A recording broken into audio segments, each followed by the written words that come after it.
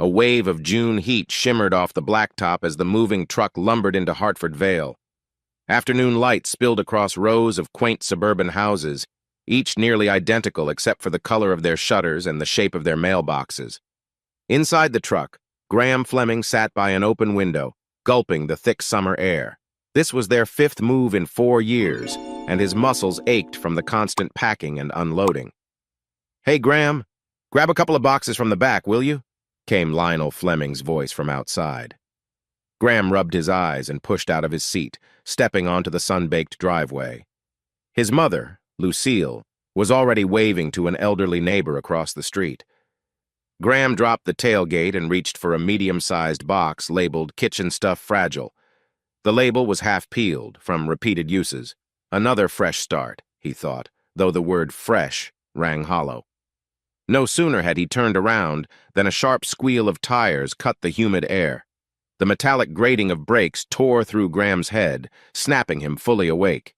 He froze. Something big and dark was barreling toward him from the road, reflecting his wide-eyed expression in its windshield. "Look out!" someone yelled. A police SUV jerked violently to the right, missing Graham by inches. Its front bumper brushed the cardboard box, sending pots and pans clanging onto the pavement. The driver's door flung open, and a man in uniform stepped out, fury crackling in his eyes.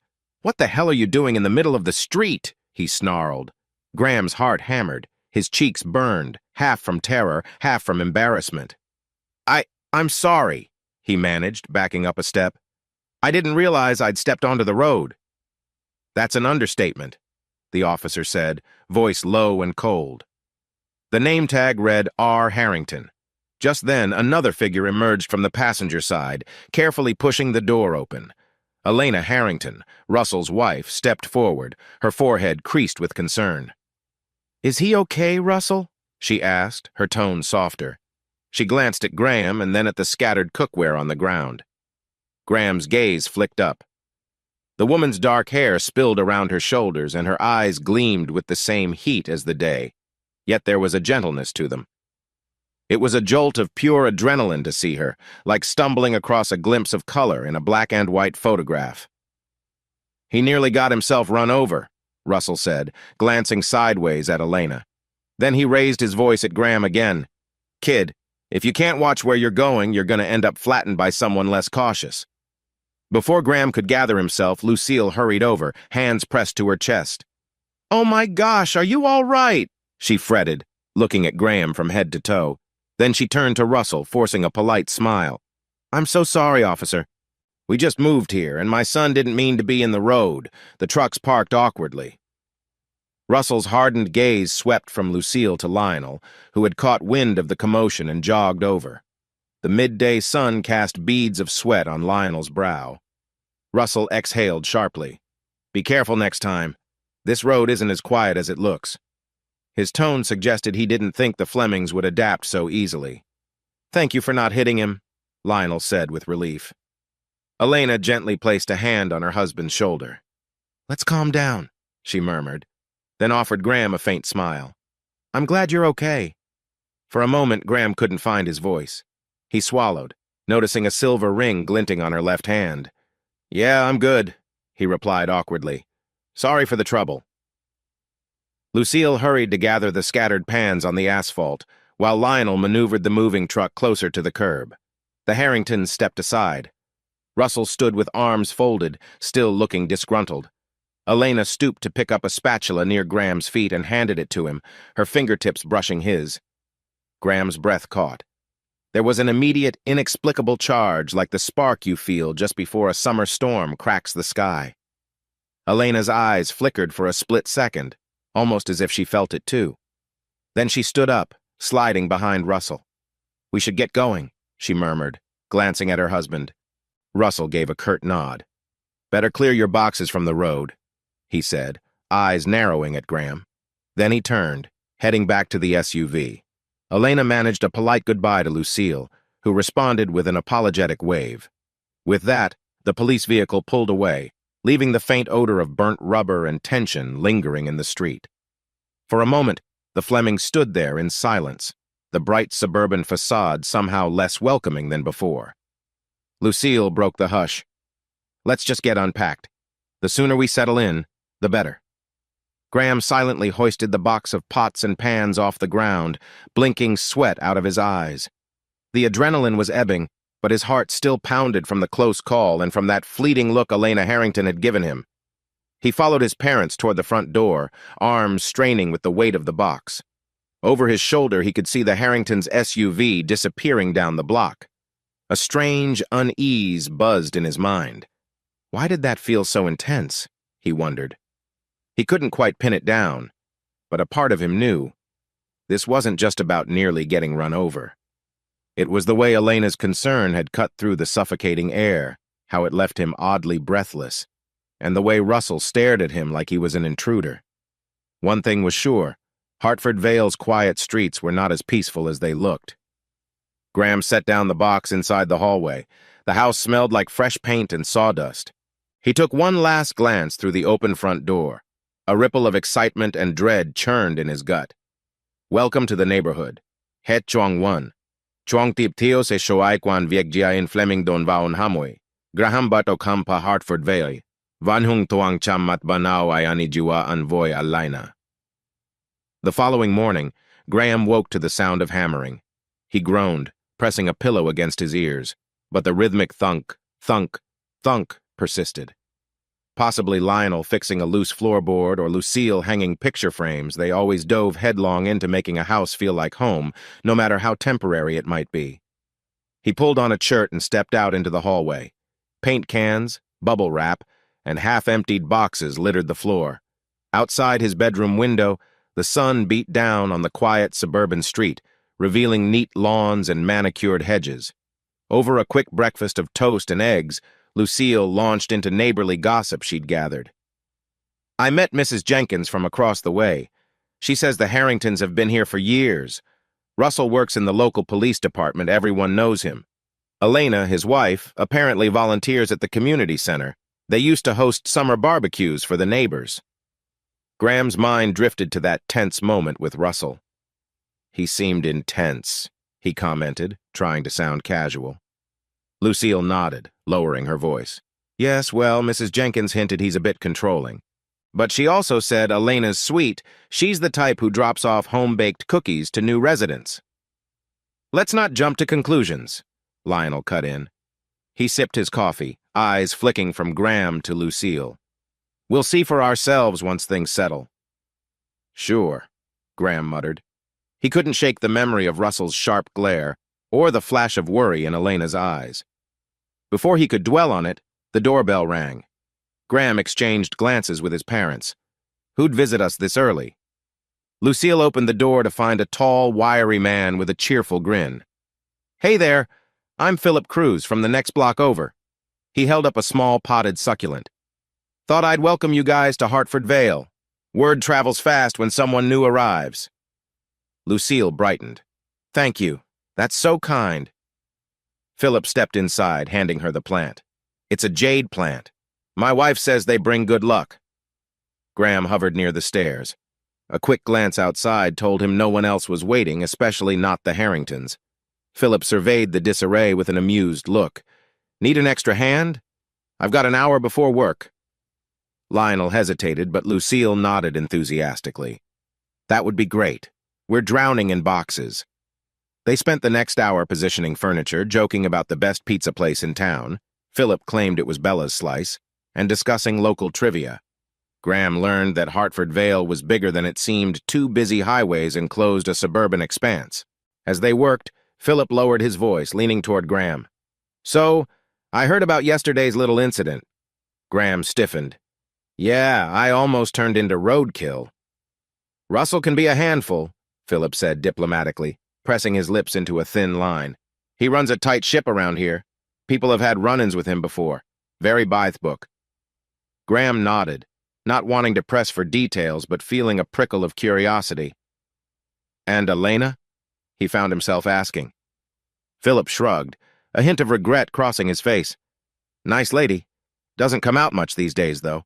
Used to see her around the park or the community center, but not so often now. Graham couldn't help picturing Elena's uneasy expression.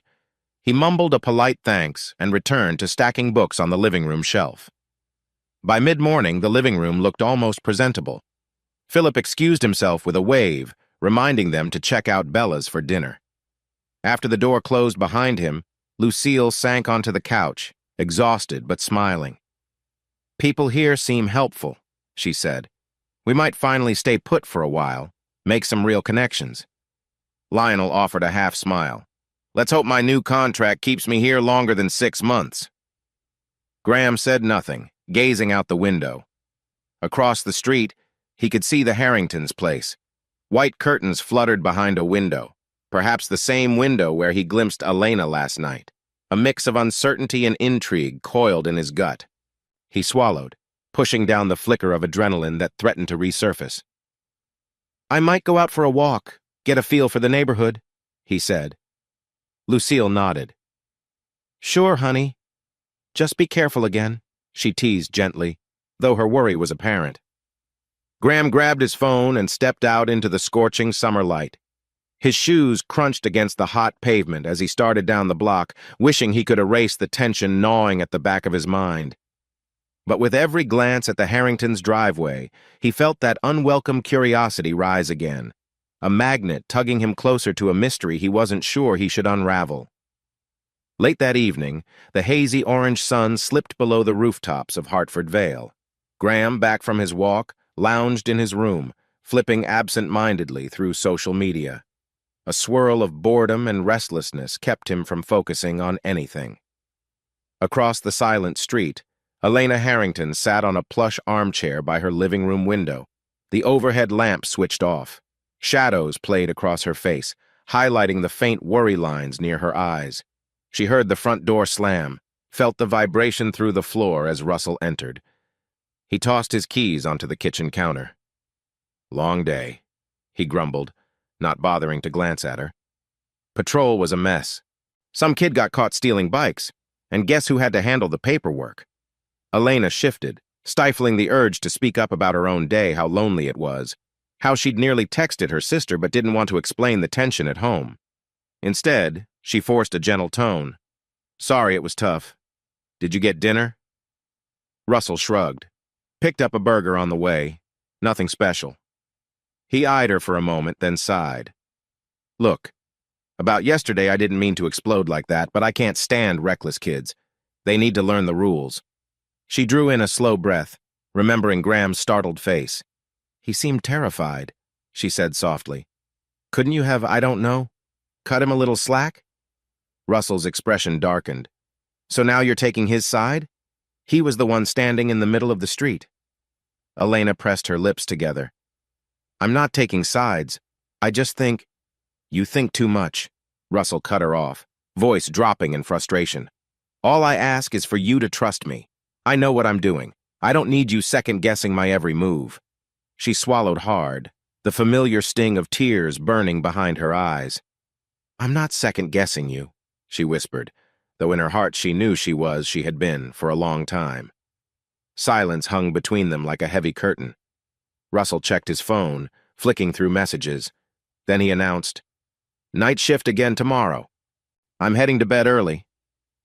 Elena watched him disappear into the hallway, footsteps retreating to the bedroom. The quiet that followed was suffocating. Once they'd fill evenings like this with laughter, or at least comfortable small talk. Those days felt distant now, like a half-forgotten dream. She stood and went to the dining table, flipping open an old photo album she'd pulled from storage.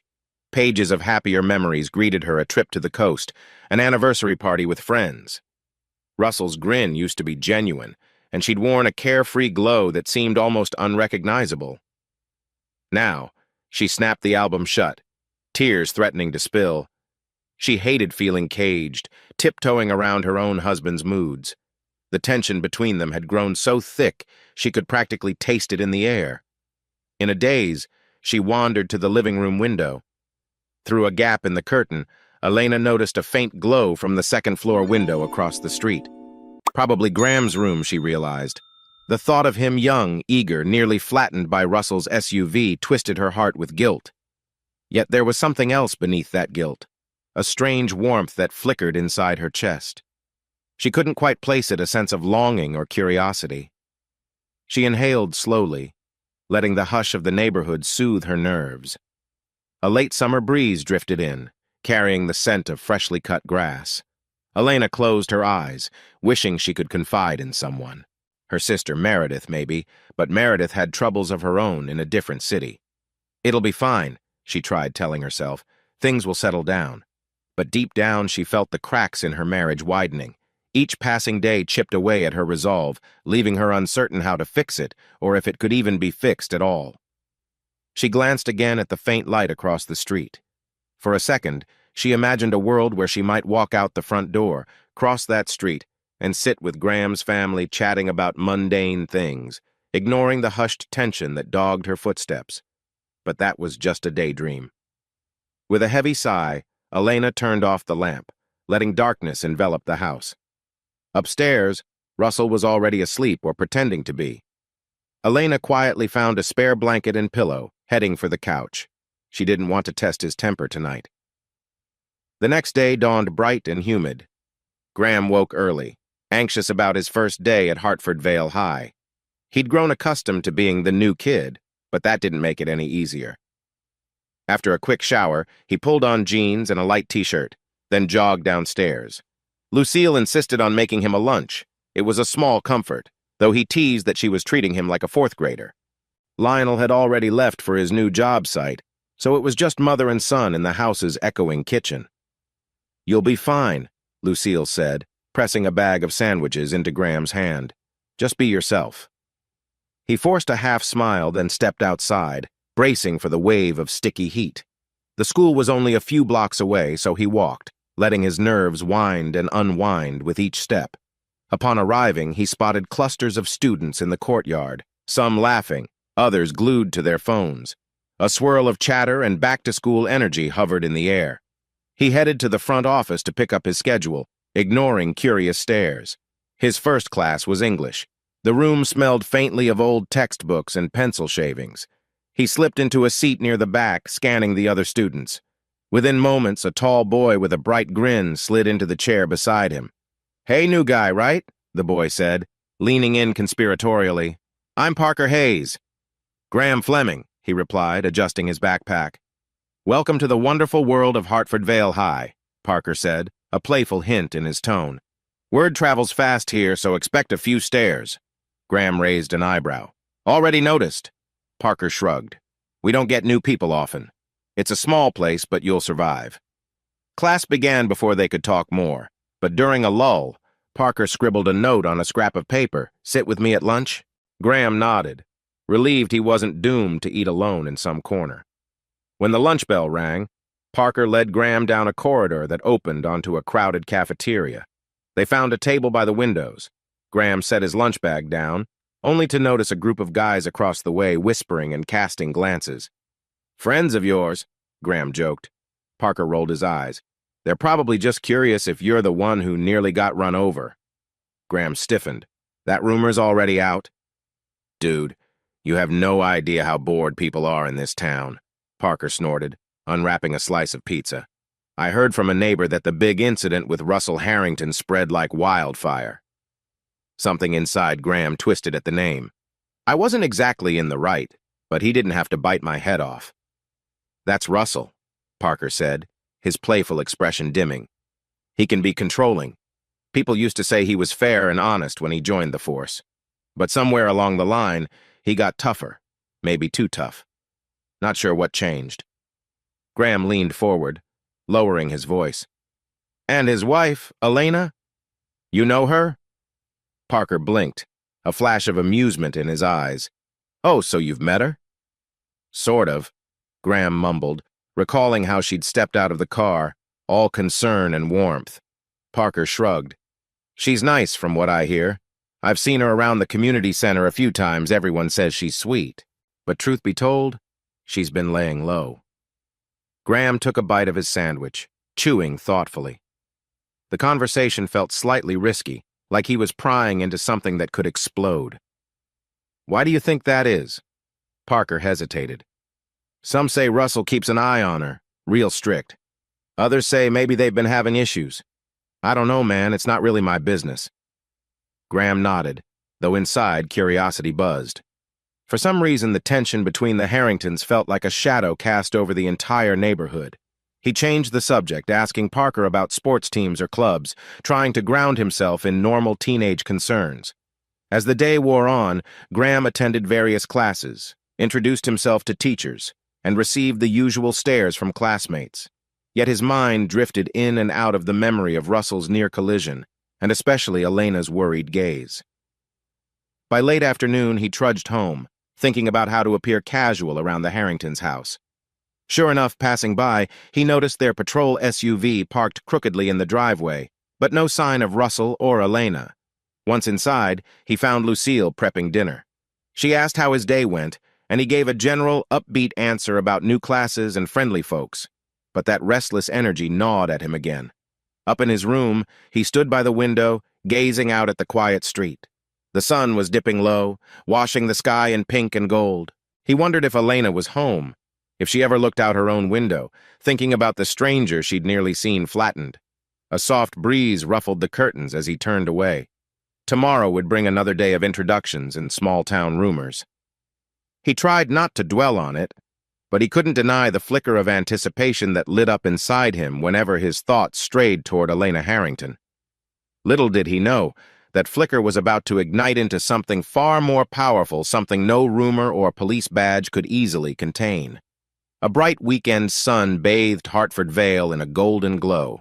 Graham Fleming found himself running a quick errand at Carly's Grocer on Maple Street, a small, family-owned store lined with wire racks of fresh produce and homemade pastries. The air smelled of ripe apples, and the sliding door gave a soft hiss as he entered. He had a short list from Lucille: milk, eggs, and some vegetables for dinner. After grabbing a handbasket and weaving past a couple of chattering elderly ladies, he stopped in front of the produce display, debating between romaine lettuce and spinach. That was when he heard a soft, familiar voice. "Oh, Graham?" He turned, nearly bumping into a cart. Standing there was Elena Harrington, dressed in a simple sleeveless blouse and jeans. She held a bundle of celery in one hand, her expression somewhere between surprise and relief. A light blush dusted her cheeks. "Hi, Mrs. Harrington," Graham said, quickly trying to sound casual. The memory of their first encounter, her concerned gaze, Russell's hostility flooded back in an instant. Elena smiled. "Just call me Elena, please, and I was hoping we'd run into each other again, well, maybe not literally." She gestured teasingly at the cart between them. Graham let out a small laugh. "Right. Glad we avoided any collisions this time." They stood there for a moment, the hum of the store's AC unit filling the air. Elena pursed her lips as though gathering courage. "How's your family settling in?" Graham shrugged. "We're getting there. My mom's overjoyed with the new place, and Dad's at work most of the time. As for me, school's not bad. A little overwhelming, but I've made a friend named Parker. You know, typical new kid stuff." Elena nodded, setting the celery in her cart. "That's good.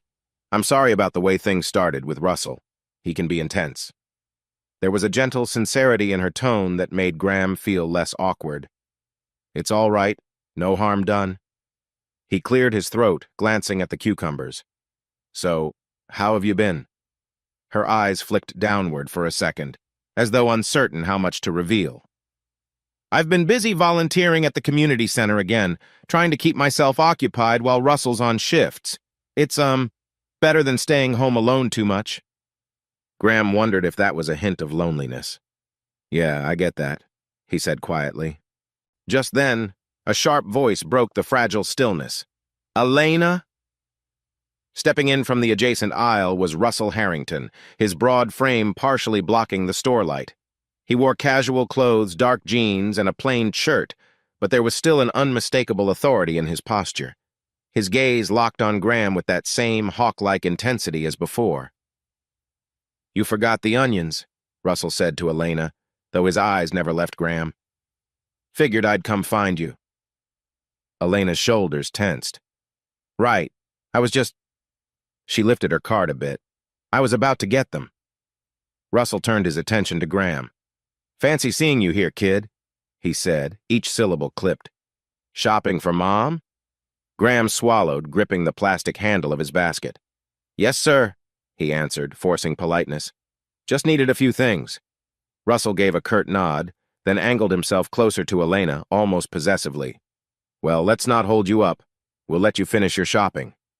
Elena seemed to sense the tension, clearing her throat.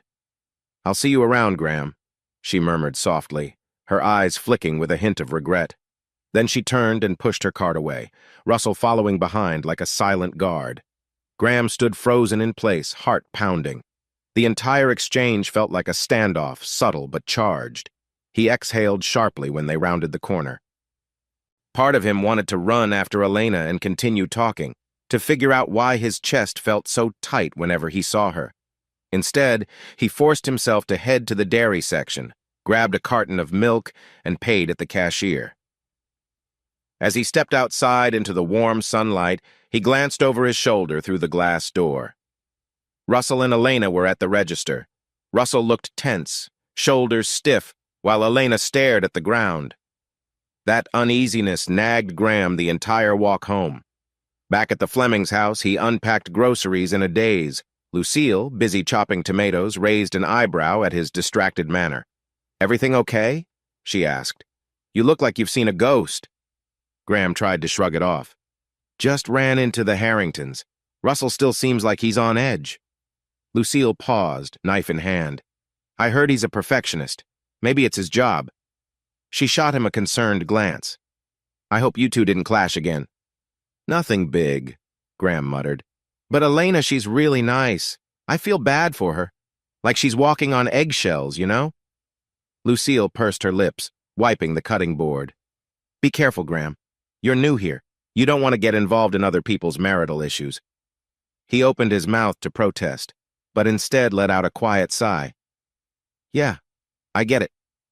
Still, as he stored the milk in the fridge, his mind replayed Elena's voice and that tiny flicker of relief on her face when she saw him. He couldn't shake the sense that she was weighed down by far more than a simple grocery run. Outside, a faint breeze rustled the hedges. He stared out the window toward the Harringtons' driveway. The SUV was parked there now, as if standing guard. That evening, Graham lounged on his bed, scrolling through his phone without really processing anything. His thoughts kept drifting back to the grocery store and to Elena. He couldn't forget the uneasy look in her eyes or the protective stance Russell had taken. "This is ridiculous," he told himself. "She's just a neighbor. She's married. Stop overthinking." But even telling himself that, he felt a magnetic pull, a mixture of curiosity and guilt. He barely knew her, yet there was something about her that made his heart jolt like a loose wire every time she was near. A gentle knock came at his door. Lucille peeked in. "You want dinner now or in a bit? I reheated some leftover casserole." Graham sat up. "I'm not super hungry yet. Maybe in a while." She nodded, eyes flicking around his room. Boxes still cluttered the corners, posters half unrolled, a sign of his perennial state of not fully unpacked.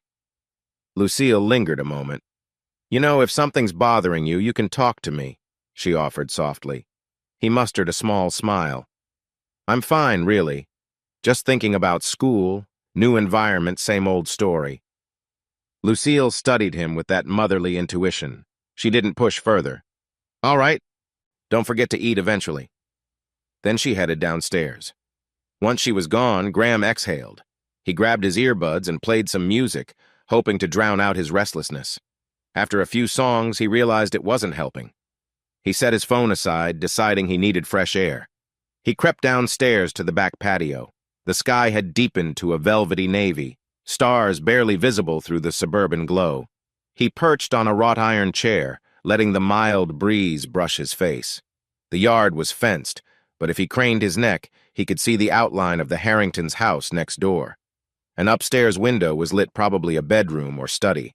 His mind wandered to Elena, alone behind those walls, or maybe arguing with Russell. He frowned at the thought. "Am I just imagining things?" he whispered to himself. "She's an adult with her own life. Why should I—" He trailed off. The weight in his chest refused to budge. Meanwhile, across the fence, Elena stood by the living room, arms crossed. Russell had taken an extra shift tonight, so the house was empty except for her. yet she couldn't shake the unsettled feeling from earlier. She replayed the scene at the grocery store, how genuine Graham's eyes looked, how tense Russell became the second he spotted them talking. She wandered into the kitchen, flipping through her phone contacts out of habit. Her sister, Meredith, was 3 hours away. They used to chat about everything, but lately Elena felt reluctant to admit just how strained her marriage was. Russell's moodiness, her own frustration, it felt too big to sum up in a phone call. Sighing, she opened the fridge, realizing she hadn't even touched dinner. "I'm not hungry," she thought, echoing Graham's mood unknowingly. Instead, she walked to the back window, looking out at the flicker of lights from nearby houses. A faint silhouette in the neighboring yard caught her eye. Could that be Graham, sitting outside? The distance and darkness made it hard to tell, but she saw a shape moving slightly, like someone shifting on a patio chair. Her heart did a tiny flip, warmth spreading across her cheeks. "Get it together, Elena," she scolded herself. "He's a teen, and you're not a teen. You shouldn't." But she couldn't deny that speaking to him felt refreshing, even safe in a weird way, compared to the tension that clouded her interactions with Russell. Biting her lip, she considered stepping out to her own backyard to say hello over the fence. That's ridiculous, she decided. It would look odd. And Russell, she stopped herself. Russell's not here right now, and it's just neighborly small talk. Yet she stayed put, heart pounding at the mere thought. Instead, she pulled the curtain a little tighter, as though she needed a barrier. After a moment, she switched off the light, letting darkness swallow her silhouette. Outside, Graham thought he saw the faint glow of a window vanish next door, like a curtain dropping on a stage. He wondered if Elena had been there. The air felt heavy with questions he had no right to ask. Giving up on the idea of a calm evening, he stood and headed back inside. On his way through the kitchen, he grabbed a bottle of water. His mother's casserole sat untouched on the counter, and guilt pricked at him she'd cooked, and he was neglecting it. He slid a small portion onto a plate and heated it, forcing himself to eat in silence. Each bite tasted bland, overshadowed by the swirl of thoughts about the Harringtons. He knew he should let it go. But something told him he wouldn't be able to. Russell Harrington drummed his fingers on the steering wheel, eyeing his phone's clock. 11:27 p.m. The night shift had gone longer than expected thanks to a last-minute call about a disturbance in a nearby neighborhood. Exhaustion weighed on him, but a gnawing irritation overshadowed it. He couldn't stop picturing Elena chatting with that Fleming kid. He parked the patrol SUV in his driveway, stepping out into the quiet darkness. As he fumbled with his keys, he noticed the lights inside were off, except for a faint glow near the living room. Elena must still be awake, he thought. Inside, he found Elena curled up on the couch, eyes distant. She straightened up as he entered, but her expression remained guarded. "You're home late," she said softly. "Work," he muttered, hanging his keys on a hook. "It doesn't run on a schedule." He hesitated, then ventured, "So you do any more grocery shopping today?" The question dripped with unspoken tension. Elena frowned. "No, we got everything we needed earlier, remember?" Russell grunted, taking off his jacket. "Yeah, I remember." He studied her face. "You okay?" She exhaled, crossing her arms. "Not really, Russell. You've been on edge ever since we met the new neighbors. I get that you take your job seriously, but you nearly blew up at that boy again." His eyes narrowed. "I blew up at him? He's the one stepping into our lives like he's entitled. I saw how he looked at you." Elena's mouth tightened. "He was just being polite. He's a teenager, for goodness sake." She stood, tension radiating off her. "Is it always going to be like this? You suspect me of flirting with every male who's under 60. Russell scoffed, crossing to the kitchen to grab a glass of water. "Don't make this about me. I'm trying to protect what's ours. Keep boundaries clear." He downed the water in one gulp, and that means you watch how you interact with people who might not respect those boundaries. She stared at him, stunned by his insinuation. "People like Graham? Do you honestly think he—" Russell slammed the glass down on the counter, water splashing. "I don't know what he wants, but I know he's getting too friendly, and you're letting him—" A heated silence fell, broken only by the faint hum of the refrigerator. Elena's voice trembled as she spoke. You realize how paranoid you sound? I feel like I'm in a prison half the time worried about how you'll react if I so much as smile at someone. Russell's jaw clenched. He didn't respond immediately, swirling with conflicting emotions, love, jealousy, fear. I have my reasons, Elena, he finally said, voice low. You know how rough things can be in this town. People talk. I won't let them talk about you. She swallowed hard. Or is it that you won't let them talk about you? She retorted, bitterness creeping into her tone. Because you're the officer of the law who can't keep his own wife happy. His gaze turned icy. Watch it. A flicker of regret passed over her eyes, but she couldn't contain the hurt. I'm tired, Russell. Tired of this constant suspicion. She moved past him, intending to head upstairs. I'm going to bed. He grabbed her wrist, gently, not forceful, but enough to hold her in place. Elena, his voice faltered. Look, I don't want us to fight like this. It's just I worry. She closed her eyes, tears threatening. Then maybe show it in a different way. Because right now, it feels like you're shutting me out, controlling every step I take. He released her, frustration etched in every line of his face. She pulled away, ascending the stairs to the bedroom. After a moment, he heard the door click shut. A hollowness settled in his chest, the same hollow feeling that had been growing for months. Elena, meanwhile, locked the bedroom door behind her, heart racing. She sank onto the edge of the bed, burying her face in her hands. This can't keep going, she thought. I can't keep justifying this to myself.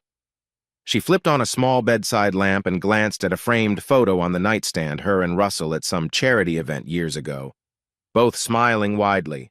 Her throat tightened at how happy they'd looked. Where did we go wrong?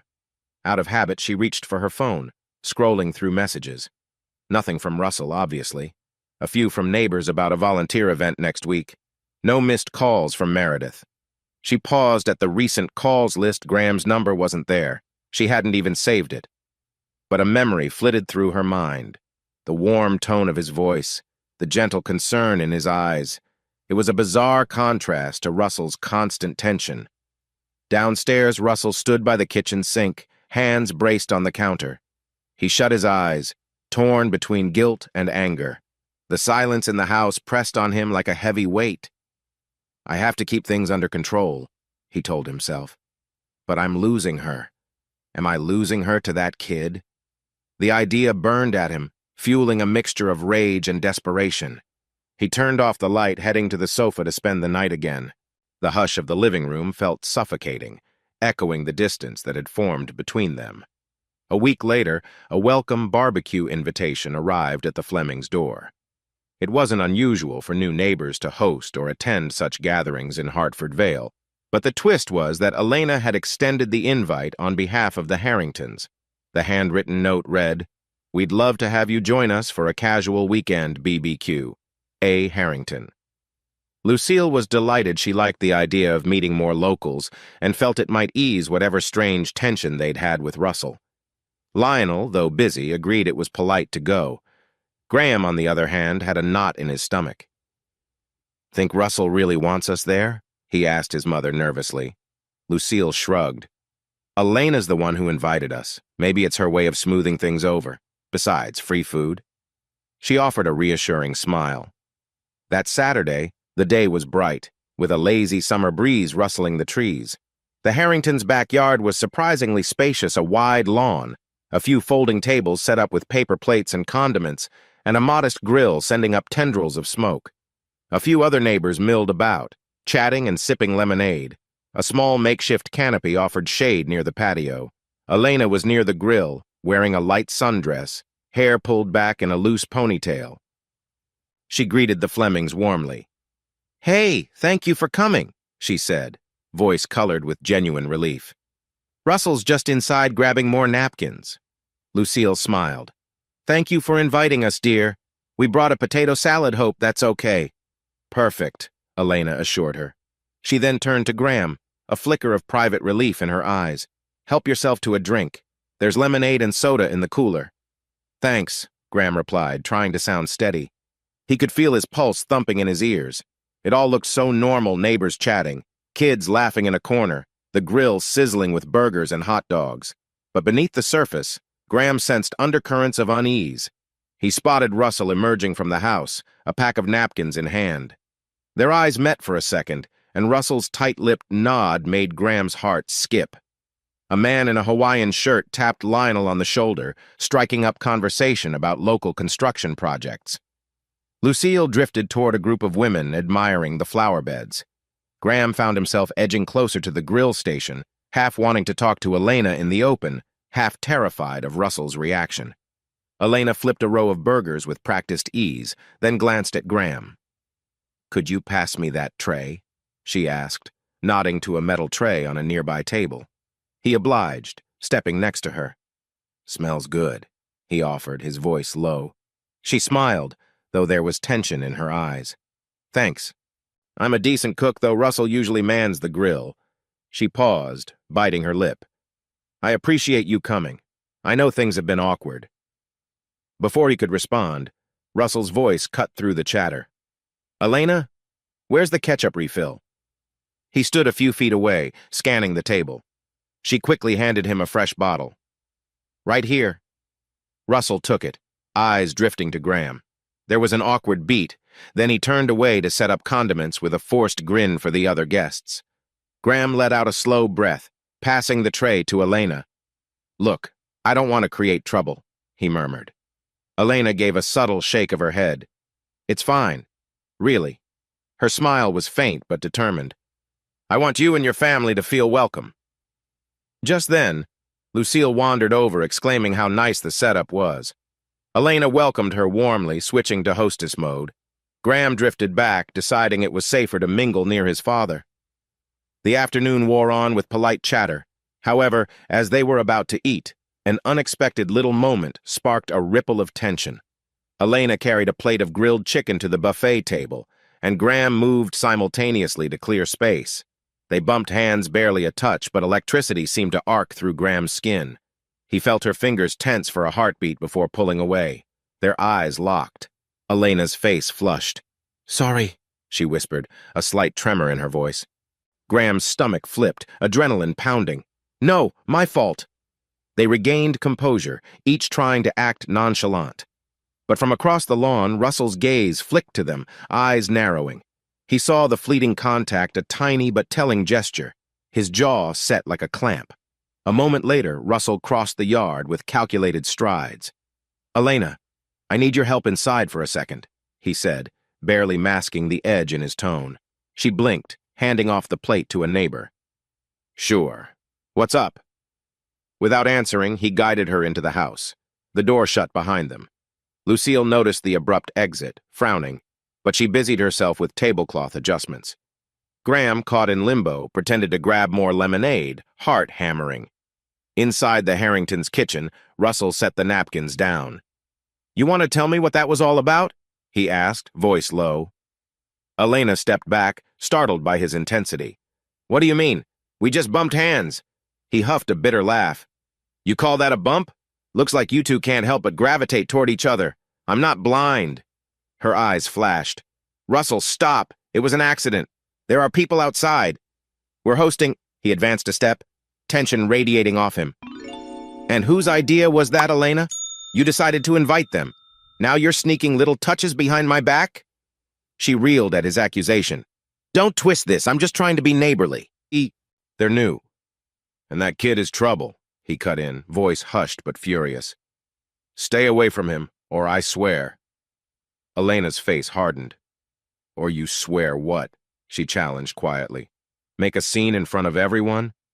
He clenched his fists at his sides, struggling to keep composure. "Don't push me," he warned. "I'm not above telling him to get lost from our lives for good." Elena's breath caught. "He's done nothing wrong," she insisted, heart pounding. "You're blowing this out of proportion." Russell stared at her, a storm of jealousy and fear swirling in his eyes. After a few unbearable seconds, he turned away, muttering, "We'll talk about this later."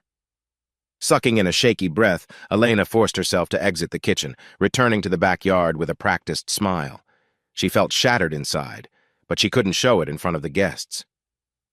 Outside, Graham noticed Elena step back onto the lawn, her posture tight, smile brittle. Lucille was chatting with a neighbor about gardening. Lionel was entrenched in a conversation about local zoning laws. The barbecue noise hummed like static.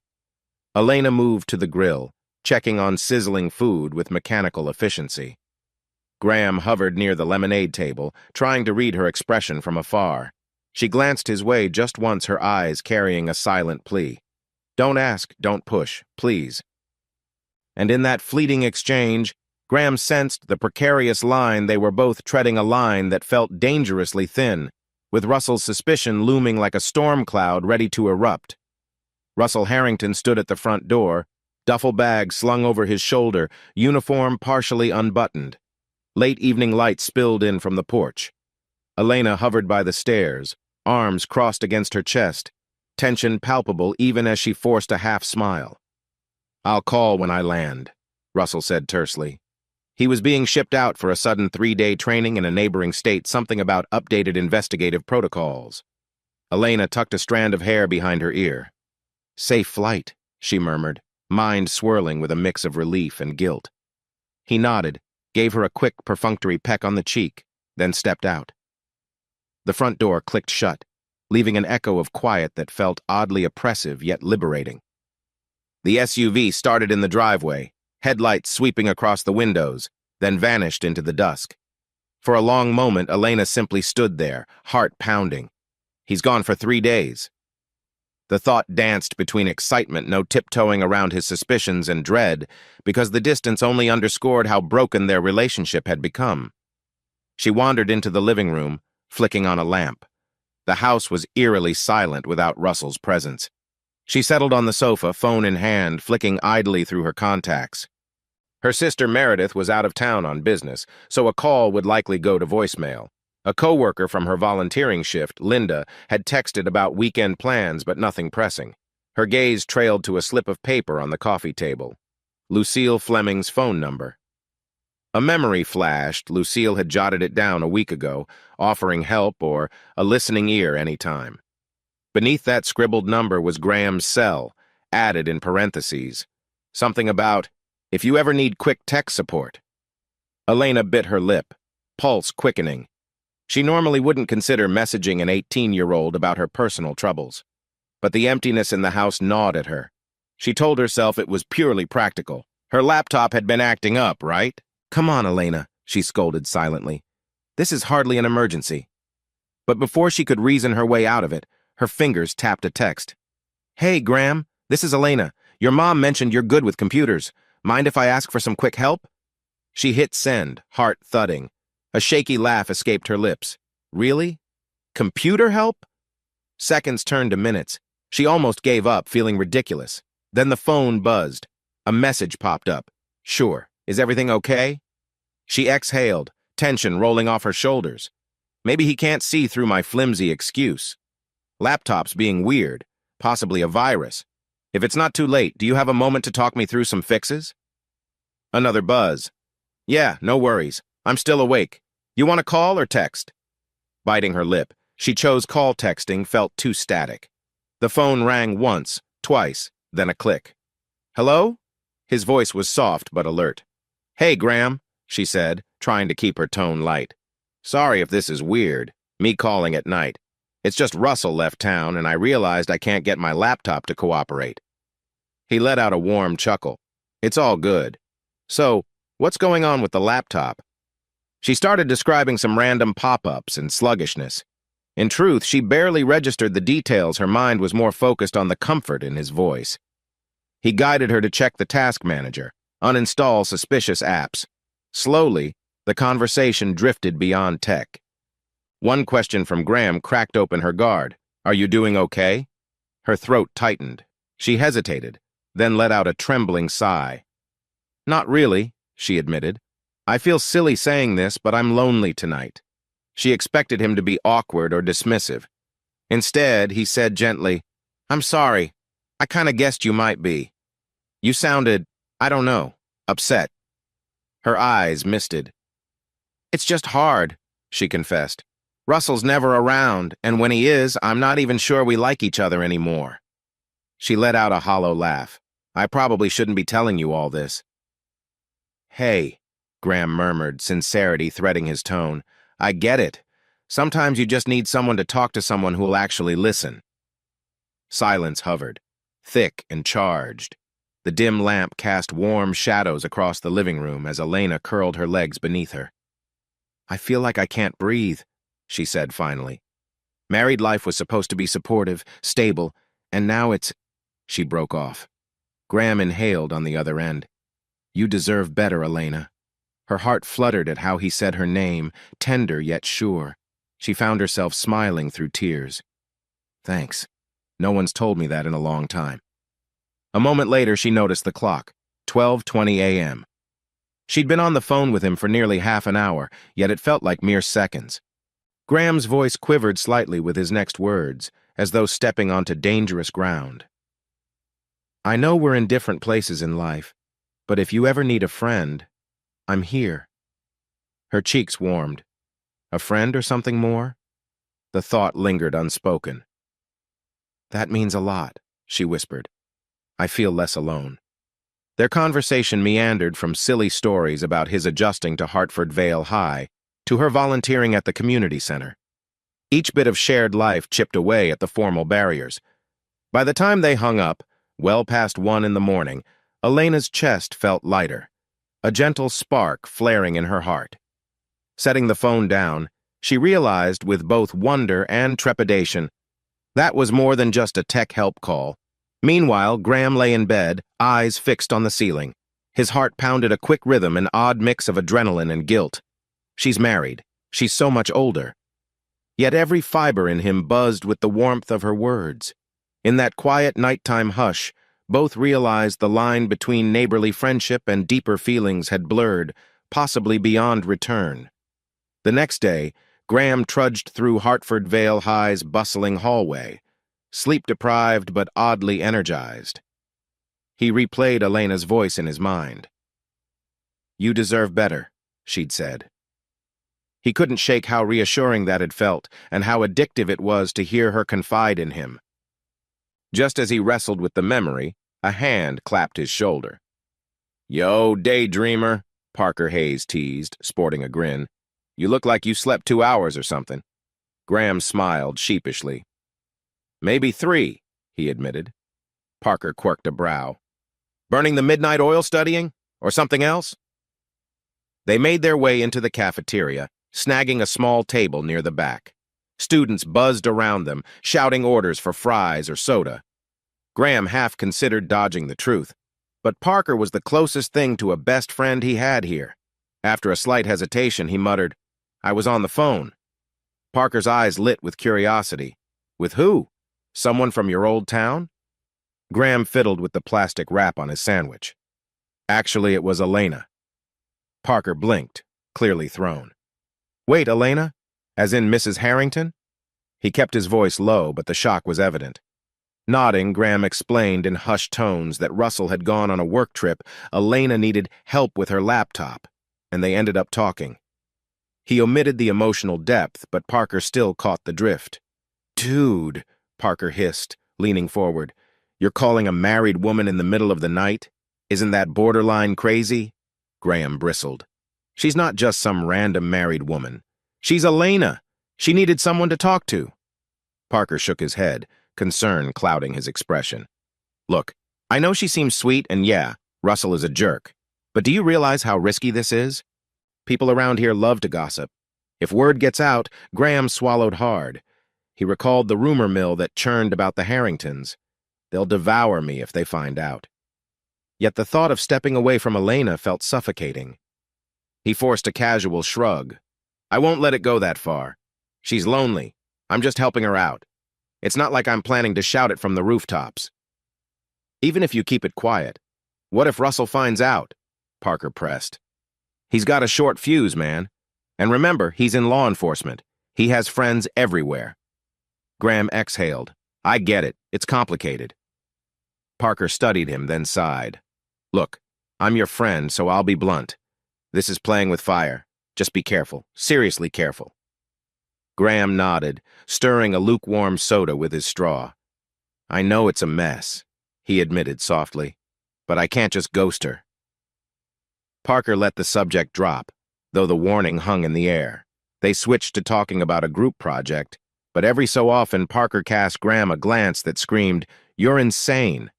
When the lunch bell rang, they parted ways. Graham headed to class, Parker's words echoing in his mind. Am I insane? Maybe. But the memory of Elena's relieved laugh, the vulnerability in her voice, overshadowed the caution.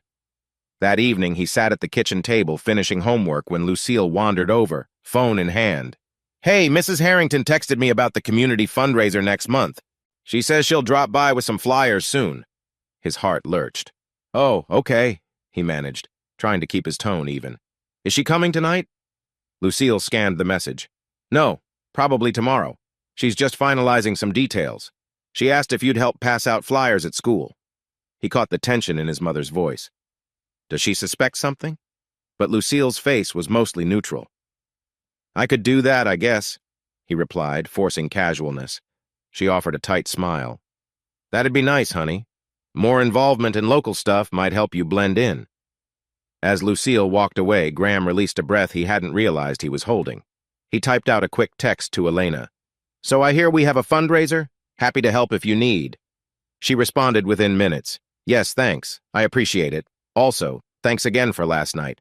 I feel less anxious today." A warmth spread through him, overshadowing Parker's warnings. For the briefest moment, everything else Russell's temper, the risk of gossip, the difference in their ages faded under the thrill that Elena found solace in him.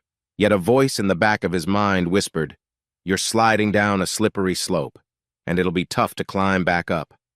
2 nights later, a fierce storm rolled over Hartford Vale. Rain pelted the streets, thunder rumbled like distant cannon fire, and lightning forked across the sky in jagged flashes. Graham, sprawled on his bed with a math textbook, struggled to concentrate as the wind rattled the window. Ding, his phone buzzed. A new text from Elena. "Hey, power's flickering here. Would you mind coming over to help check the fuse box? I'm kinda clueless with that stuff." His pulse kicked up. Russell was still away. He'd extended his trip, apparently. This might be the first time he and Elena would be alone in her house. The thought both excited and unnerved him. "Sure. On my way," he typed, heart thudding. He grabbed a light hoodie, told Lucille he was stepping out for a quick favor next door. She blinked, eyes questioning, but he dashed into the downpour before she could probe.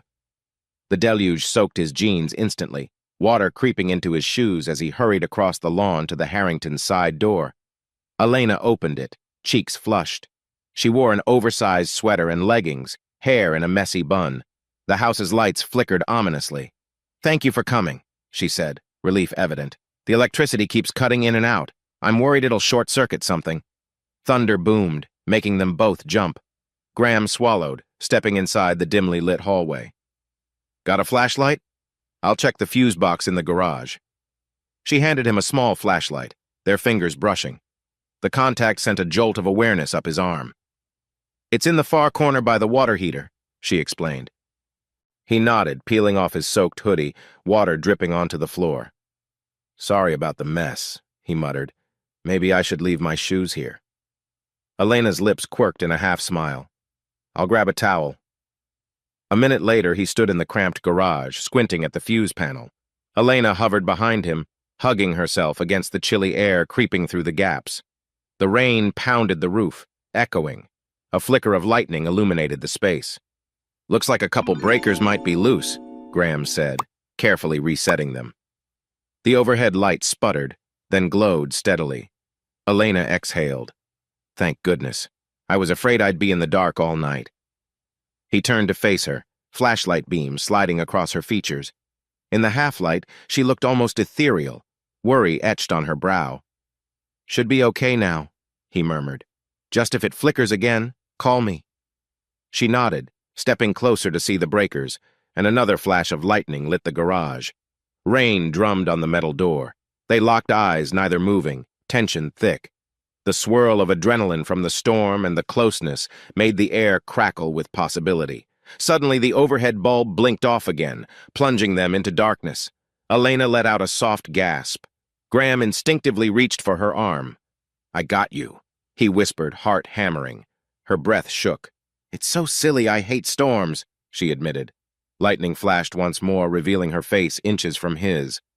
Without thinking, Graham lifted the flashlight, letting it illuminate the fuse box again. He tried resetting the breaker a second time. This time, the power stayed off. She sighed shakily.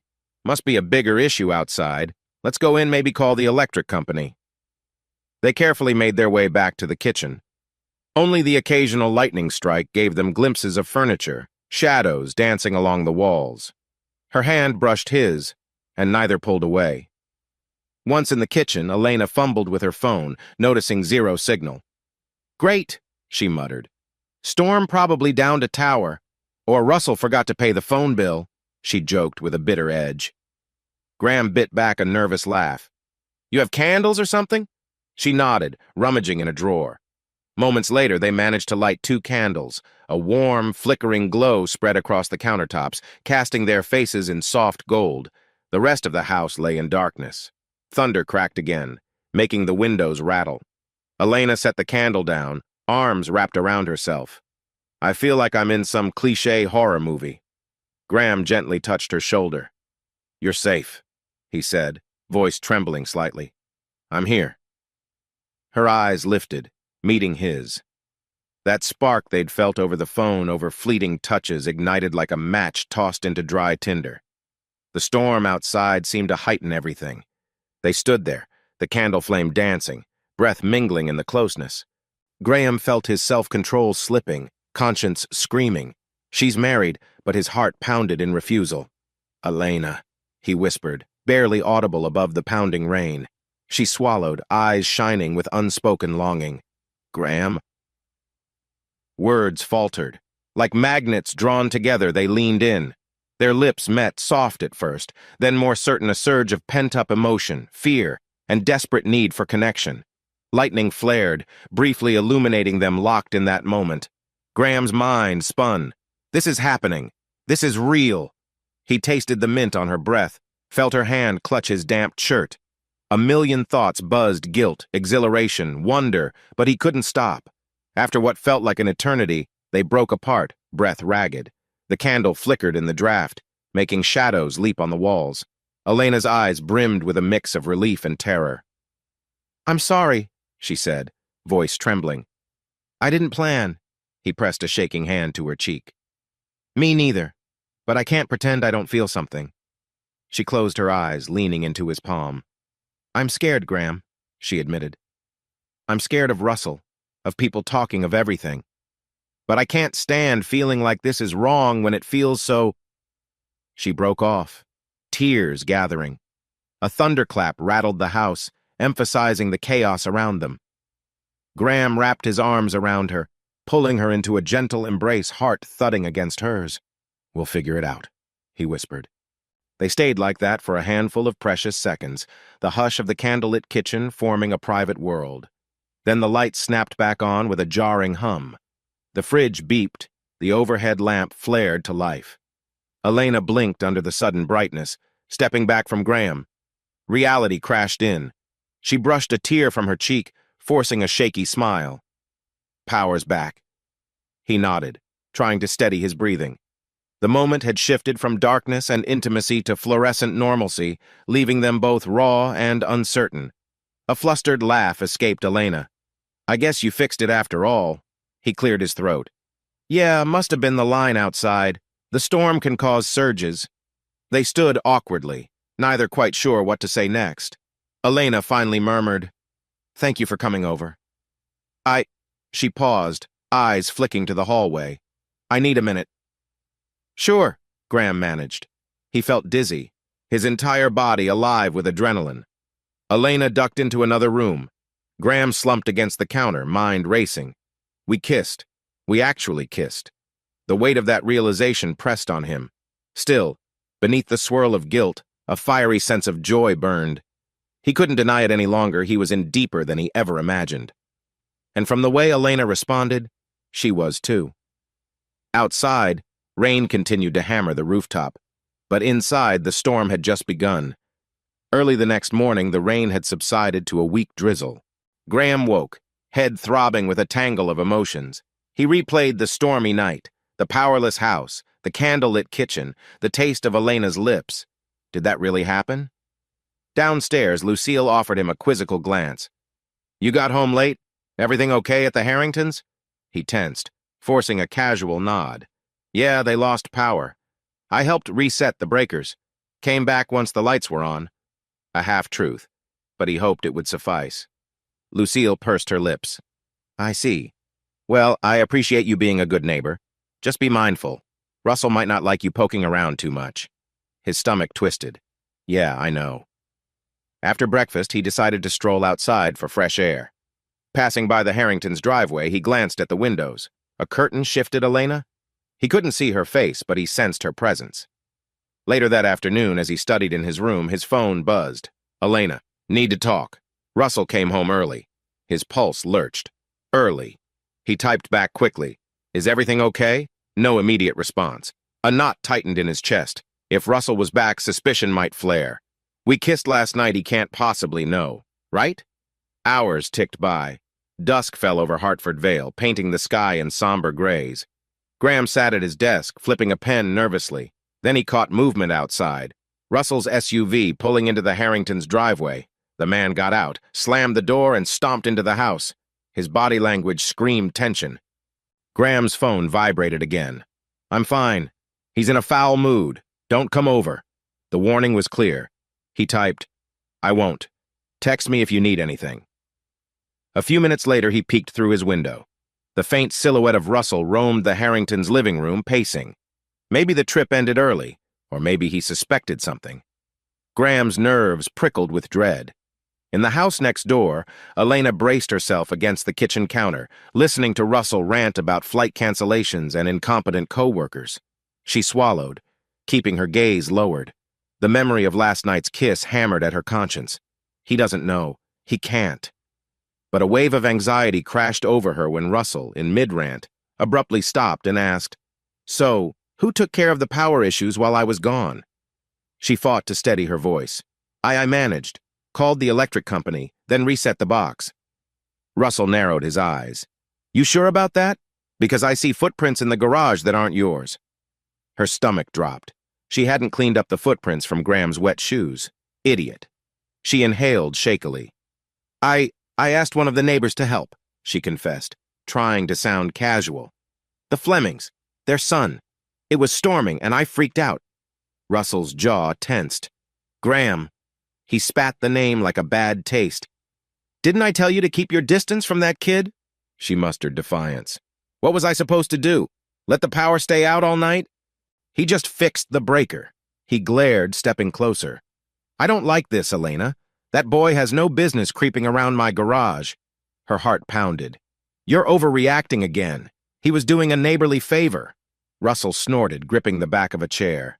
I've got a gut feeling about him, and it's not good. If I find out anything else is going on... He let the threat dangle, eyes flashing. Elena's throat went dry, but she forced a steady stare. You have no right to accuse me of anything. I'm not your prisoner. He gave a short, bitter laugh. No, but you're still my wife. Remember that.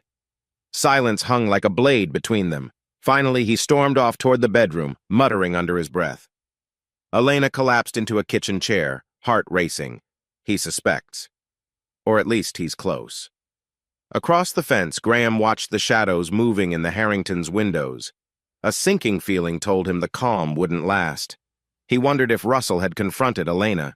His phone buzzed again, her text. He's suspicious, but no proof yet. Please be careful. He exhaled, shoulders knotting with tension. This is too real, he thought. Just 24 hours ago, they'd shared a stolen moment of passion.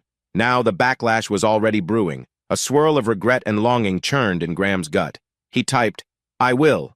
Promise. You okay? A brief delay then. I'm holding on. Night settled in, heavy and oppressive.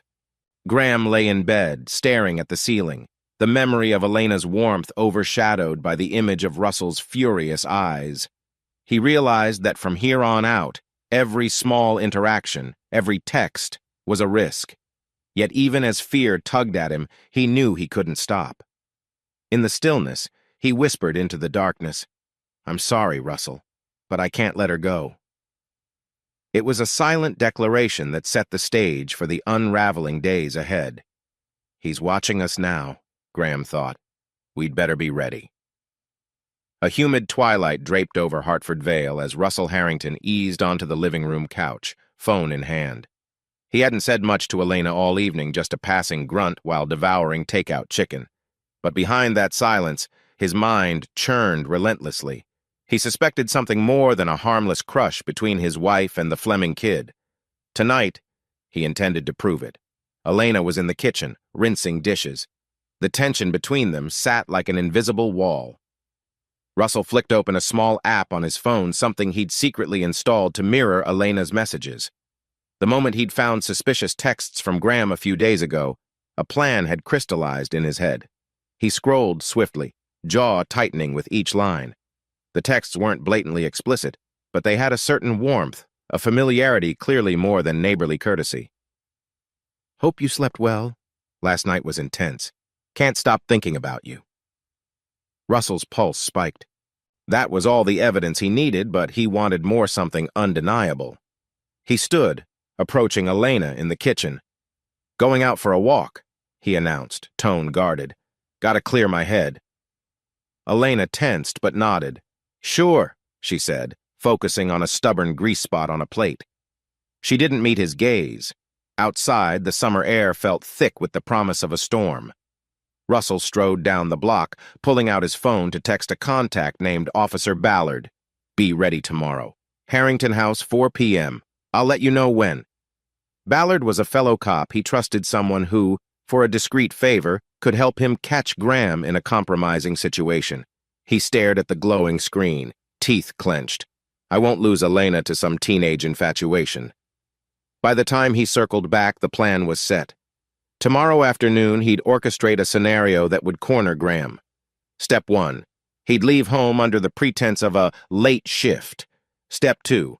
He'd monitor Elena's phone. He was certain she would seize any chance to reach out to Graham. Step 3. Ballard and another officer would be waiting a few blocks away, ready to swoop in if needed. Entering the house quietly, he saw Elena heading upstairs. She paused at the landing, her expression weary. Good night, she murmured. Russell grunted a response, heart pounding at the idea of how tomorrow would unfold. One slip up from Graham and I'll have them both. Next day, around mid-afternoon, Russell pretended to head off to work, uniform draped over his arm. Elena, reading on the couch, barely glanced up, presumably relieved he was leaving. Perfect. He climbed into his SUV, drove a few blocks, then parked behind a cluster of pine trees. The vantage point still allowed a partial view of the Harrington house. He opened the phone app, scanning Elena's messages in real time. Sure enough, less than an hour later, he caught a notification. Graham, is Russell gone? Miss you.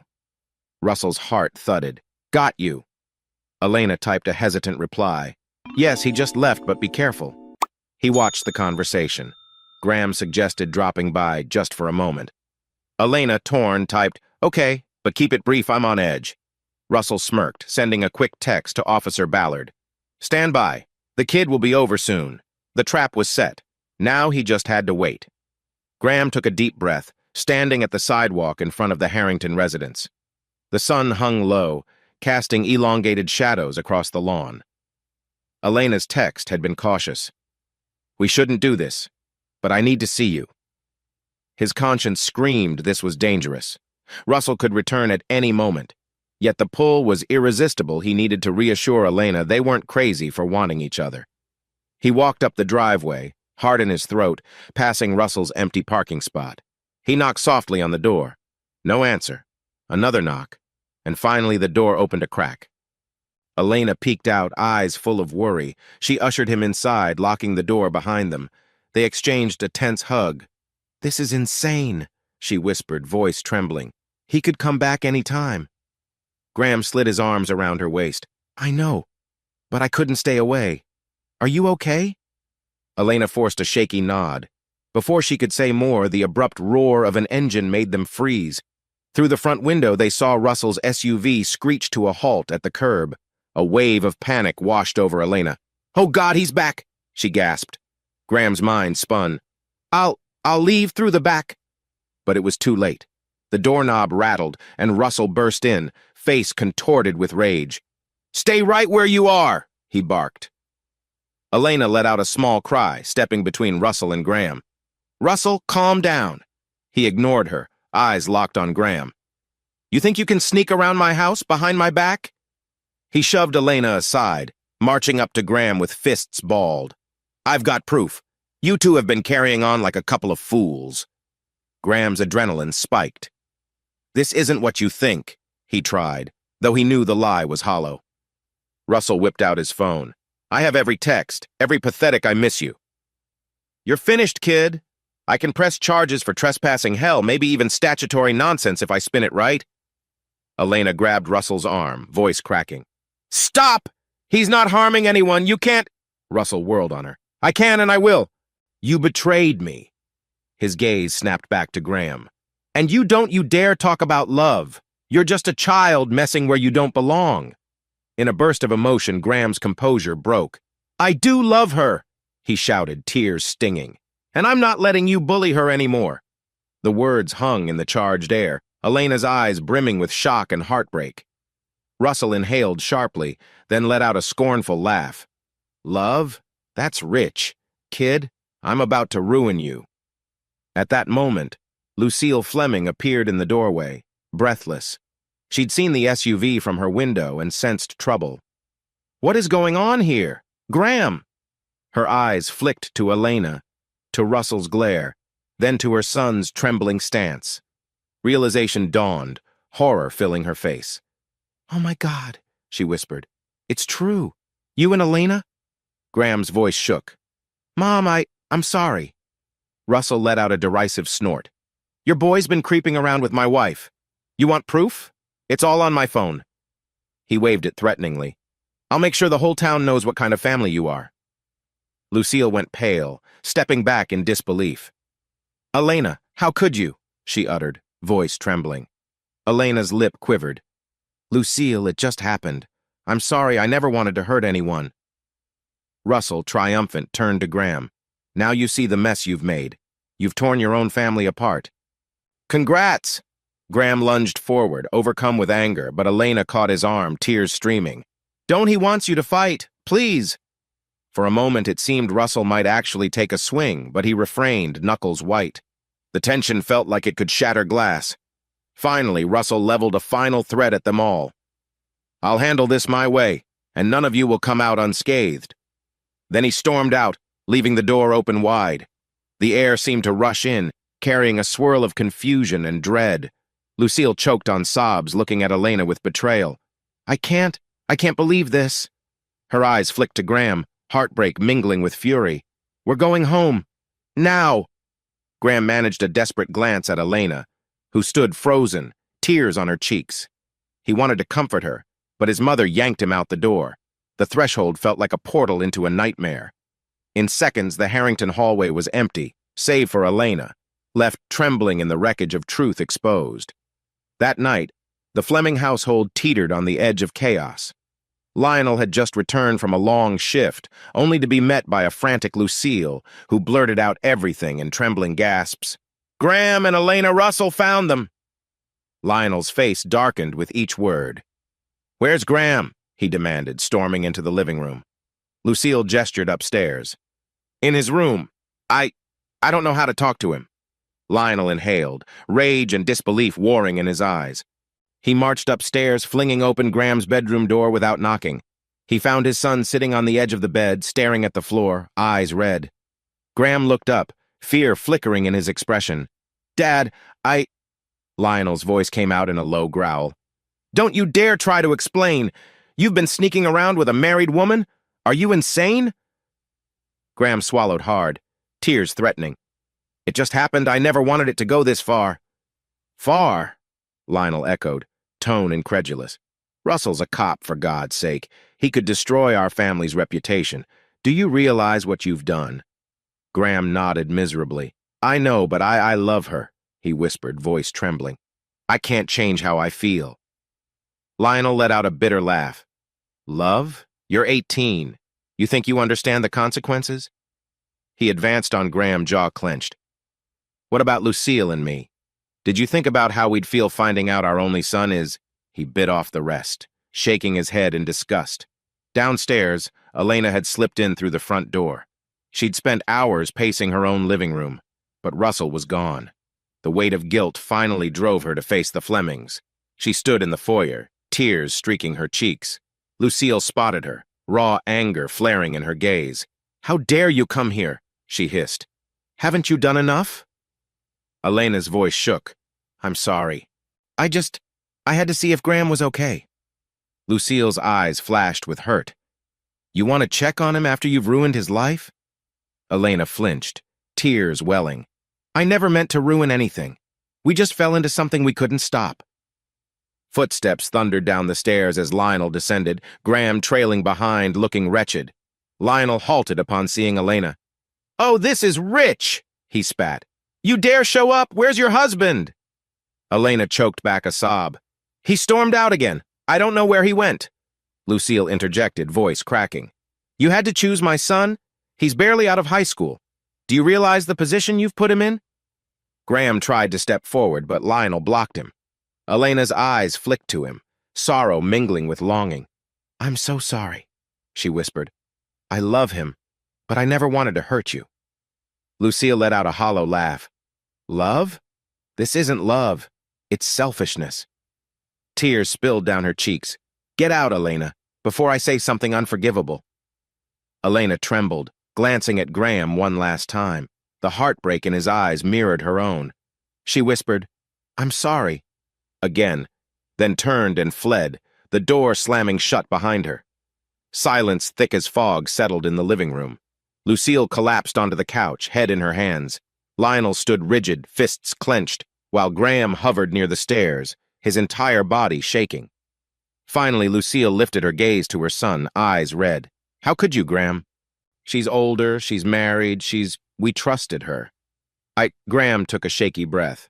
"I know, I'm horrible, but I swear it wasn't just some fling. I care about her more than anything." Lionel pressed a palm to his temple. "You're too young to understand the damage this will cause. Russell's already threatening to go public, and he's got evidence. Our name, our future, everything could be in shambles." Graham's shoulders slumped. "I'll face whatever consequences, but I won't deny what I feel." Lucille's voice broke. "Don't you see how this could destroy you? Your college applications, your reputation, no school wants a scandal attached. And what about Elena? She'll lose everything if Russell pushes for a nasty divorce." Tears burned in Graham's eyes. "I know," he said, voice raw. "But I can't just pretend it didn't happen. I can't go back to normal." Lionel exhaled, anger flashing. "Well, your mother and I can't pretend we aren't betrayed by both of you. She was like a friend, a neighbor we respected." A sudden ring of Lionel's phone shattered the moment. He glanced at the caller ID, unknown. He ignored it, turning back to Graham with steely resolve. "There's no easy fix here. Russell might come after us legally or worse. God help us all." Lucille rose, gently tugging Lionel's arm. "Let him be," she said. Exhaustion etched into her features. Then she leveled a heartbreakingly disappointed look at Graham. "We'll figure something out, but right now, I can't stand to look at you." Graham's chest constricted as they left him alone, the living room echoing with his ragged breathing. His world had imploded, and all he could think about was Elena alone, bearing the same burden of guilt and heartbreak. Upstairs, he sank onto his bed, phone in hand. No new messages from her. What if Russell corners her? The thought tore at him, but he was helpless, pinned under the weight of his parents' fury and Russell's looming threats. Late that night, Elena Harrington paced her darkened living room, waiting for Russell to return. She hadn't seen him since the afternoon blow-up. The walls felt like they were closing in, every tick of the clock magnifying her dread. Her mind kept looping through the confrontation at the Flemings' home, Lucille's venomous hurt, Lionel's rage, and Graham's pained expression. "What have I done?" she asked herself 100 times. Around midnight, headlights swept across the front window. Russell's SUV idled in the driveway a moment before he stomped inside, tension radiating off him in waves. He slammed the door so hard the frame rattled. Elena forced herself to stand tall. "Russell, we need to talk." He tossed his keys on the table, gaze icy. "You bet we do. I just spent hours at the precinct, telling a couple of buddies about the spectacle you've made of our marriage." Her heart sank. "So now the entire department knows?" Russell sneered. "Not the entire department, but enough people who owe me favors. This is bigger than you think, Elena. I could press charges, claim that Kid took advantage of you, or we can spin it as you seducing him, whatever narrative suits me best. Your reputation will be destroyed either way." She shivered, stepping forward. "Russell, please, this is our personal issue. Don't drag the whole town in." He barked a harsh laugh. "It stopped being personal the second you decided to shack up with a teenager. My co-workers, neighbors, they'll see me as a fool. You humiliated me." His eyes flashed with a wounded pride. "But guess what? I can humiliate you right back." Tears stung her eyes. "We can't keep attacking each other. This has to end." Russell folded his arms, scanning her face. "Oh, it's ending all right. I'm done with you." Her lip trembled. "You're divorcing me?" He bared his teeth in a humorless grin. "I might, but first I'll make sure you lose everything. The house, any respect people had for you, your volunteer position at the community center. You'll be lucky to keep a shred of dignity. Or," he let the word dangle. A flicker of hope stirred in her chest. "Or," he leaned in, voice low, "or you cut ties with that boy, publicly, prove that it was just a mistake, and beg me for forgiveness." "I might show mercy." Elena's eyes grew wet. "You want me to abandon Graham?" Russell's gaze hardened. "That's exactly what I want. He's a nobody. Let him crawl back to his parents in shame. If you do that, maybe I don't ruin your life. Maybe I keep the divorce quiet, let you slip away with minimal disgrace. But if you fight me, I'll plaster your affair all over town." Her breath caught. "You'd threaten me just to—" He cut her off. "Spare me the shock. You made this bed. Now either lie in it or run. Your choice." A tense silence thickened the air. Elena's mind raced. If she refused, she might lose everything. Graham would be labeled a predator or a homewrecker. The Flemings might endure endless shame. Yet the thought of abandoning him felt like a knife twisting in her heart. After a shaky pause, she mustered the courage to ask, "And if I comply, will you keep him out of this?" Russell's expression remained cold. "I can't promise I won't leak some details, but I won't actively destroy him. My main target is you." She closed her eyes, tears falling. "How could it come to this?" He shrugged, stepping away as if she were contagious. "It came to this the moment you let a teenager become more important than your marriage. I'm leaving now, don't wait up." Before she could respond, he stormed out, slamming the door again. Elena sank onto the couch, numb. The ultimatum rang in her ears. Cut Graham off or face total ruin. Every cell in her body rebelled at the idea of deserting Graham. He was the first person in years who made her feel seen, alive. But Russell's threats weren't idle. She pictured the stares, the whispering, the local papers running headlines about scandalous affair. And Graham, he was only 18. A future, a family, potential scholarships, everything could be snatched away in the swirl of scandal. She pressed trembling hands to her face, sobs slipping out. "I can't do this to him." If that meant sacrificing their relationship to keep him safe, was that the right call? Her heart felt like it was tearing in two. Outside, the night hummed with the sounds of crickets and distant traffic, oblivious to her anguish. Elena sat there for what felt like hours, weighed down by the knowledge that a choice had to be made, one that would shatter her either way. Finally, she forced herself to stand, moving to the window to stare at the Fleming house in the distance. All the lights were off, but she could almost sense Graham's presence. He was probably just as distraught, maybe waiting for a sign from her. Tears blurred her vision. "I'm so sorry," she whispered to the silent street. "I don't know if I'm strong enough." And with that, she stepped back into the shadowed living room, unsure how to face the morning that would demand her final decision. A chilly wind swept through Hartford Vale despite the summer sun still shining. It felt like an omen to Graham Fleming, who stood in an empty parking lot behind the old library, hands shoved in his jeans pockets, waiting. His phone buzzed with a short text from Elena. "I'm here." He looked up to see her sedan pulling in. She parked, engine still running as though ready for a quick escape. Graham's heart pounded with worry. Her last messages had sounded desperate. We need to talk alone.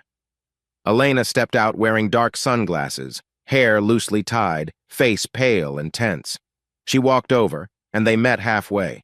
For a moment, neither spoke, just the wind rustling their clothes.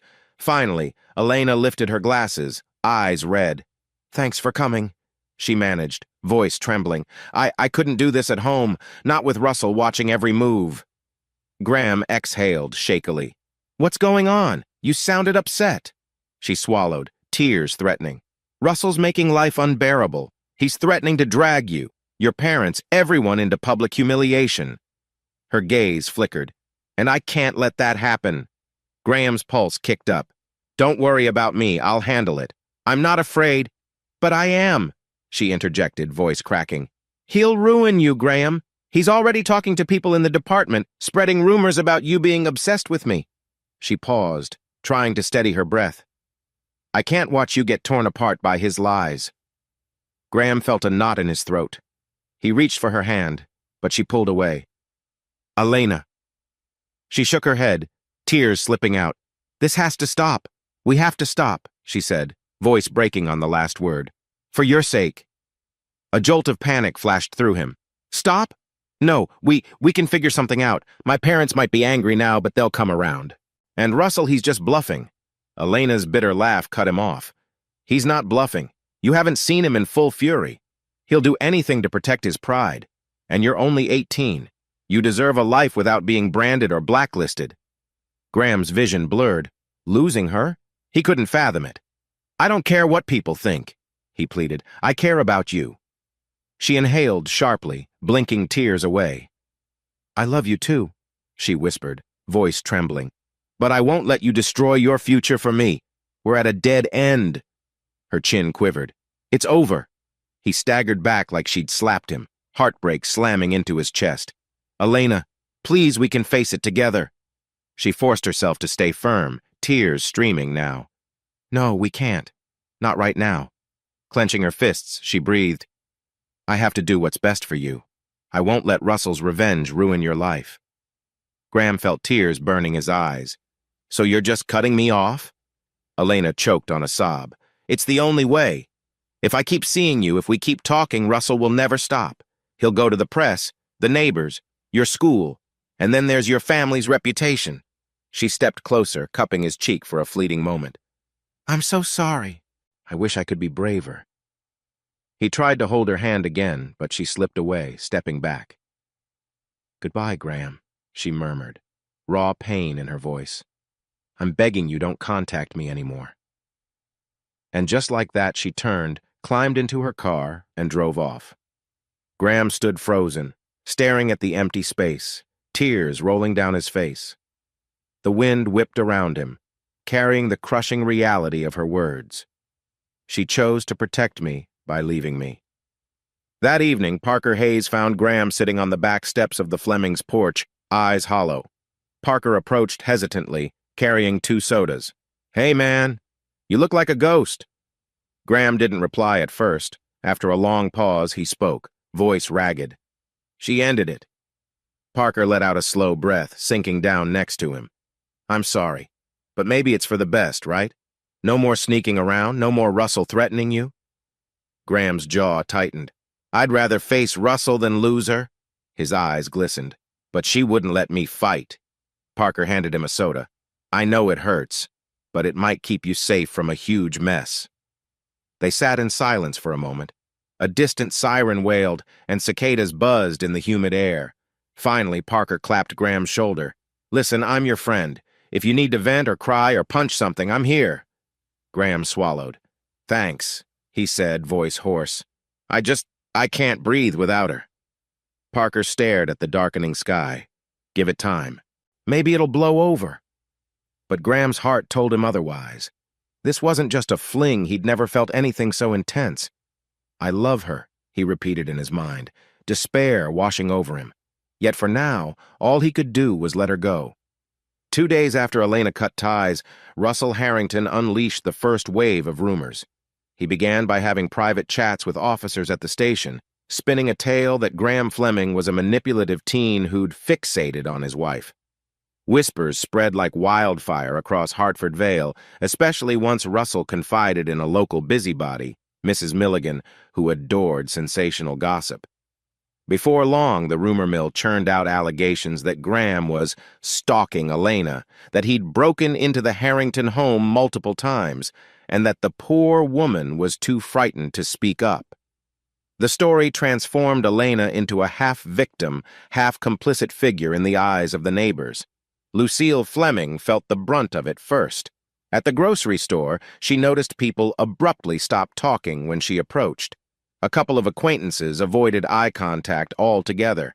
One evening, she returned home in tears, cornering Graham in the kitchen.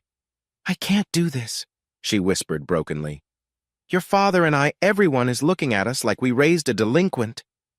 Graham's guilt tore at him. "I'm sorry, Mom." He didn't know what else to say. He hadn't spoken to Elena since she ended things, and the ache in his chest grew by the day. At school, it got worse. Parker intercepted nasty comments from classmates. A rumor circulated that Graham seduced a married woman twice his age, or that he was some psycho creep. He considered skipping classes, but Parker nudged him to show up, otherwise it'd look like he was running. Halfway through the week, Lionel Fleming found himself confronted by a co-worker who blurted, "Heard some wild talk about your boy and the cop's wife. That can't be true, right?" Lionel stormed home, venting his frustration to Lucille, who broke down again. In the midst of this chaos, Russell smugly watched from afar.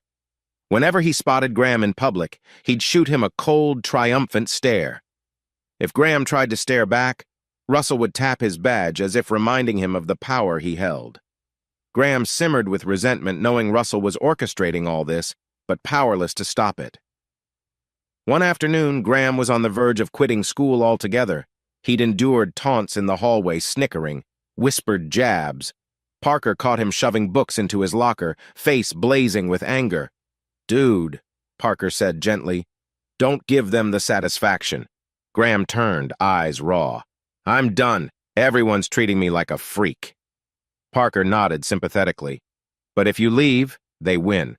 You have to push through, show them you aren't some monster. We both know Russell's fueling the rumors." Clenching his fists, Graham forced himself to breathe. "It's just so unfair." "Elena and I didn't hurt anyone intentionally." Parker placed a hand on his shoulder.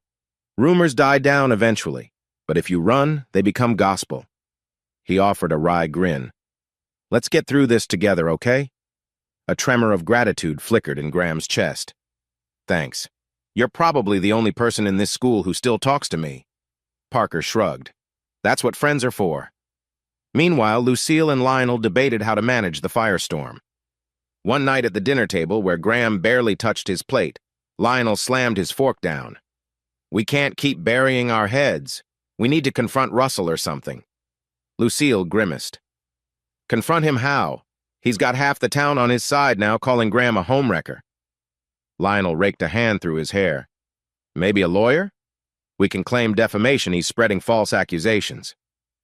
Graham quietly shook his head. "They're not entirely false," he said, voice hollow. "Elena and I did have a relationship. If it goes to court, everyone will know the details." Lucille's eyes filled with tears. "We're trapped," she murmured. "All because of this scandal." A thick silence settled. Graham closed his eyes, guilt gnawing at his insides. "I caused this mess." He recalled Elena's last words about protecting him. Yet here he was, watching his parents suffer the consequences, too.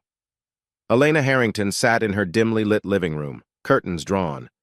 The house felt cavernous since Russell spent most nights working or out somewhere, possibly fanning the rumor flames. She suspected it was all strategic, leaving her alone while the gossip raged. She tried to ignore the frantic texts from neighbors offering support that felt more like prying. A knock at the door startled her. She approached cautiously, heart pounding, until she heard a familiar voice call, "Elena, it's me, Meredith." Relief flooded her. She swung the door open to find her younger sister, Meredith Dawson, a ball of energy with fiery red hair and a determined expression. "Mer?" Elena breathed. "Why didn't you call first?" Meredith shrugged, stepping inside. I heard the rumors, hopped in my car, and drove here. I can't let you go through this alone." She scanned Elena's puffy eyes, tense shoulders. "You look exhausted." Elena's composure cracked. "I am," she whispered. "It's been hell." Meredith guided her to the couch, grabbing tissues from a nearby table. "Start from the top." So Elena spilled everything: her strained marriage, the way Graham made her feel alive, Russell's threats, the heartbreak of ending it to protect him, and the vicious rumors now swirling. Tears slid down her cheeks as she recounted how she'd begged Graham to stay away, only to watch the gossip escalate anyway. Meredith listened intently, fury brewing in her hazel eyes. "That bastard," she said sharply, referring to Russell. "He's using his power to bully you and that kid. It's emotional abuse." Elena trembled. "I know, but what can I do? If I file for divorce, Russell will smear me publicly. He might spin it so Graham looks like a predator." Meredith set her jaw. "Elena, you can't let him hold you hostage." She took her sister's hands. "Look, I get it, he's dangerous, but you deserve a life without constant fear. If you love Graham, truly love him, then don't let Russell dictate your choices." Elena's eyes brimmed with tears. "Love doesn't fix reality. Russell can ruin us, ruin me, and Graham's only 18. It's so complicated." Meredith squeezed her fingers. "It's always complicated. But you're stronger than you think. Have you talked to a lawyer about divorce? Emotional cruelty is grounds enough, especially with the intimidation he's doing." Elena swallowed. "No, I've been too scared." Meredith stood abruptly, pacing. "Then we start there. If you do nothing, Russell wins. If you fight back, at least you have a chance to shape the narrative. And who knows, maybe Graham's family will stand with you." Elena's expression twisted with doubt. "They hate me now. I betrayed their trust." Meredith shook her head. "They're angry, sure. But once the dust settles, they might realize Russell's the real villain here. And your heart can't keep living in this limbo." A pause. Then she added gently, "Do you still want Graham?" Elena blinked, a tear sliding down her cheek. "Yes," she whispered. "I love him more than I've loved anyone. It tears me apart not to be with him." Meredith's gaze softened. "Then fight for him. Fight for yourself. File for divorce. Expose Russell's manipulations. Hell, I'll stand by you every step." She placed a hand on Elena's shoulder. "But if you keep letting Russell control the narrative, you'll lose everything anyway." Emotions flooded Elena: fear, hope, longing. "I'm terrified," she admitted, voice cracking. "But I'm tired of being terrified." Meredith nodded firmly. "Then let's do this. Tomorrow we find a good lawyer, gather any evidence of Russell's threats, and take the first step. He wants you to cower, but you don't have to." Elena threw her arms around her sister, sobbing into her shoulder. "Thank you," she mumbled. "I don't know if I can fix everything, but I'll try." Meredith patted her back, fierce determination shining in her eyes. "That's all that matters. You deserve a real chance at happiness, Elena. Don't let Russell steal that from you." They spent the next hour discussing possible strategies, Meredith encouraging Elena to collect texts, record incidents of verbal abuse, note down every time Russell threatened her or Graham. Elena felt the faintest glimmer of empowerment growing, a fragile yet vital spark. Deep down, she knew the road ahead would be turbulent. Russell wouldn't back down easily, and the town's rumor mill wouldn't magically die overnight. But with Meredith's support, she felt less alone, more ready to confront the man who once promised to protect her. A few days later, near dusk, Elena had an unexpected run-in while walking home from an errand. A burly, half-drunk neighbor, Pete Randall, known for his loud opinions, swayed onto the sidewalk, reeking of beer. He recognized Elena with a sneer, blocking her path. "Hey there," he slurred, voice thick. "You're that Harrington woman, right?" His gaze flicked over her disdainfully. "Heard you're real friendly with some kid, huh? Ain't that a shame?" Elena's stomach dropped. She tried to edge past him, but he staggered closer, raising his voice. "So you like 'em young, huh?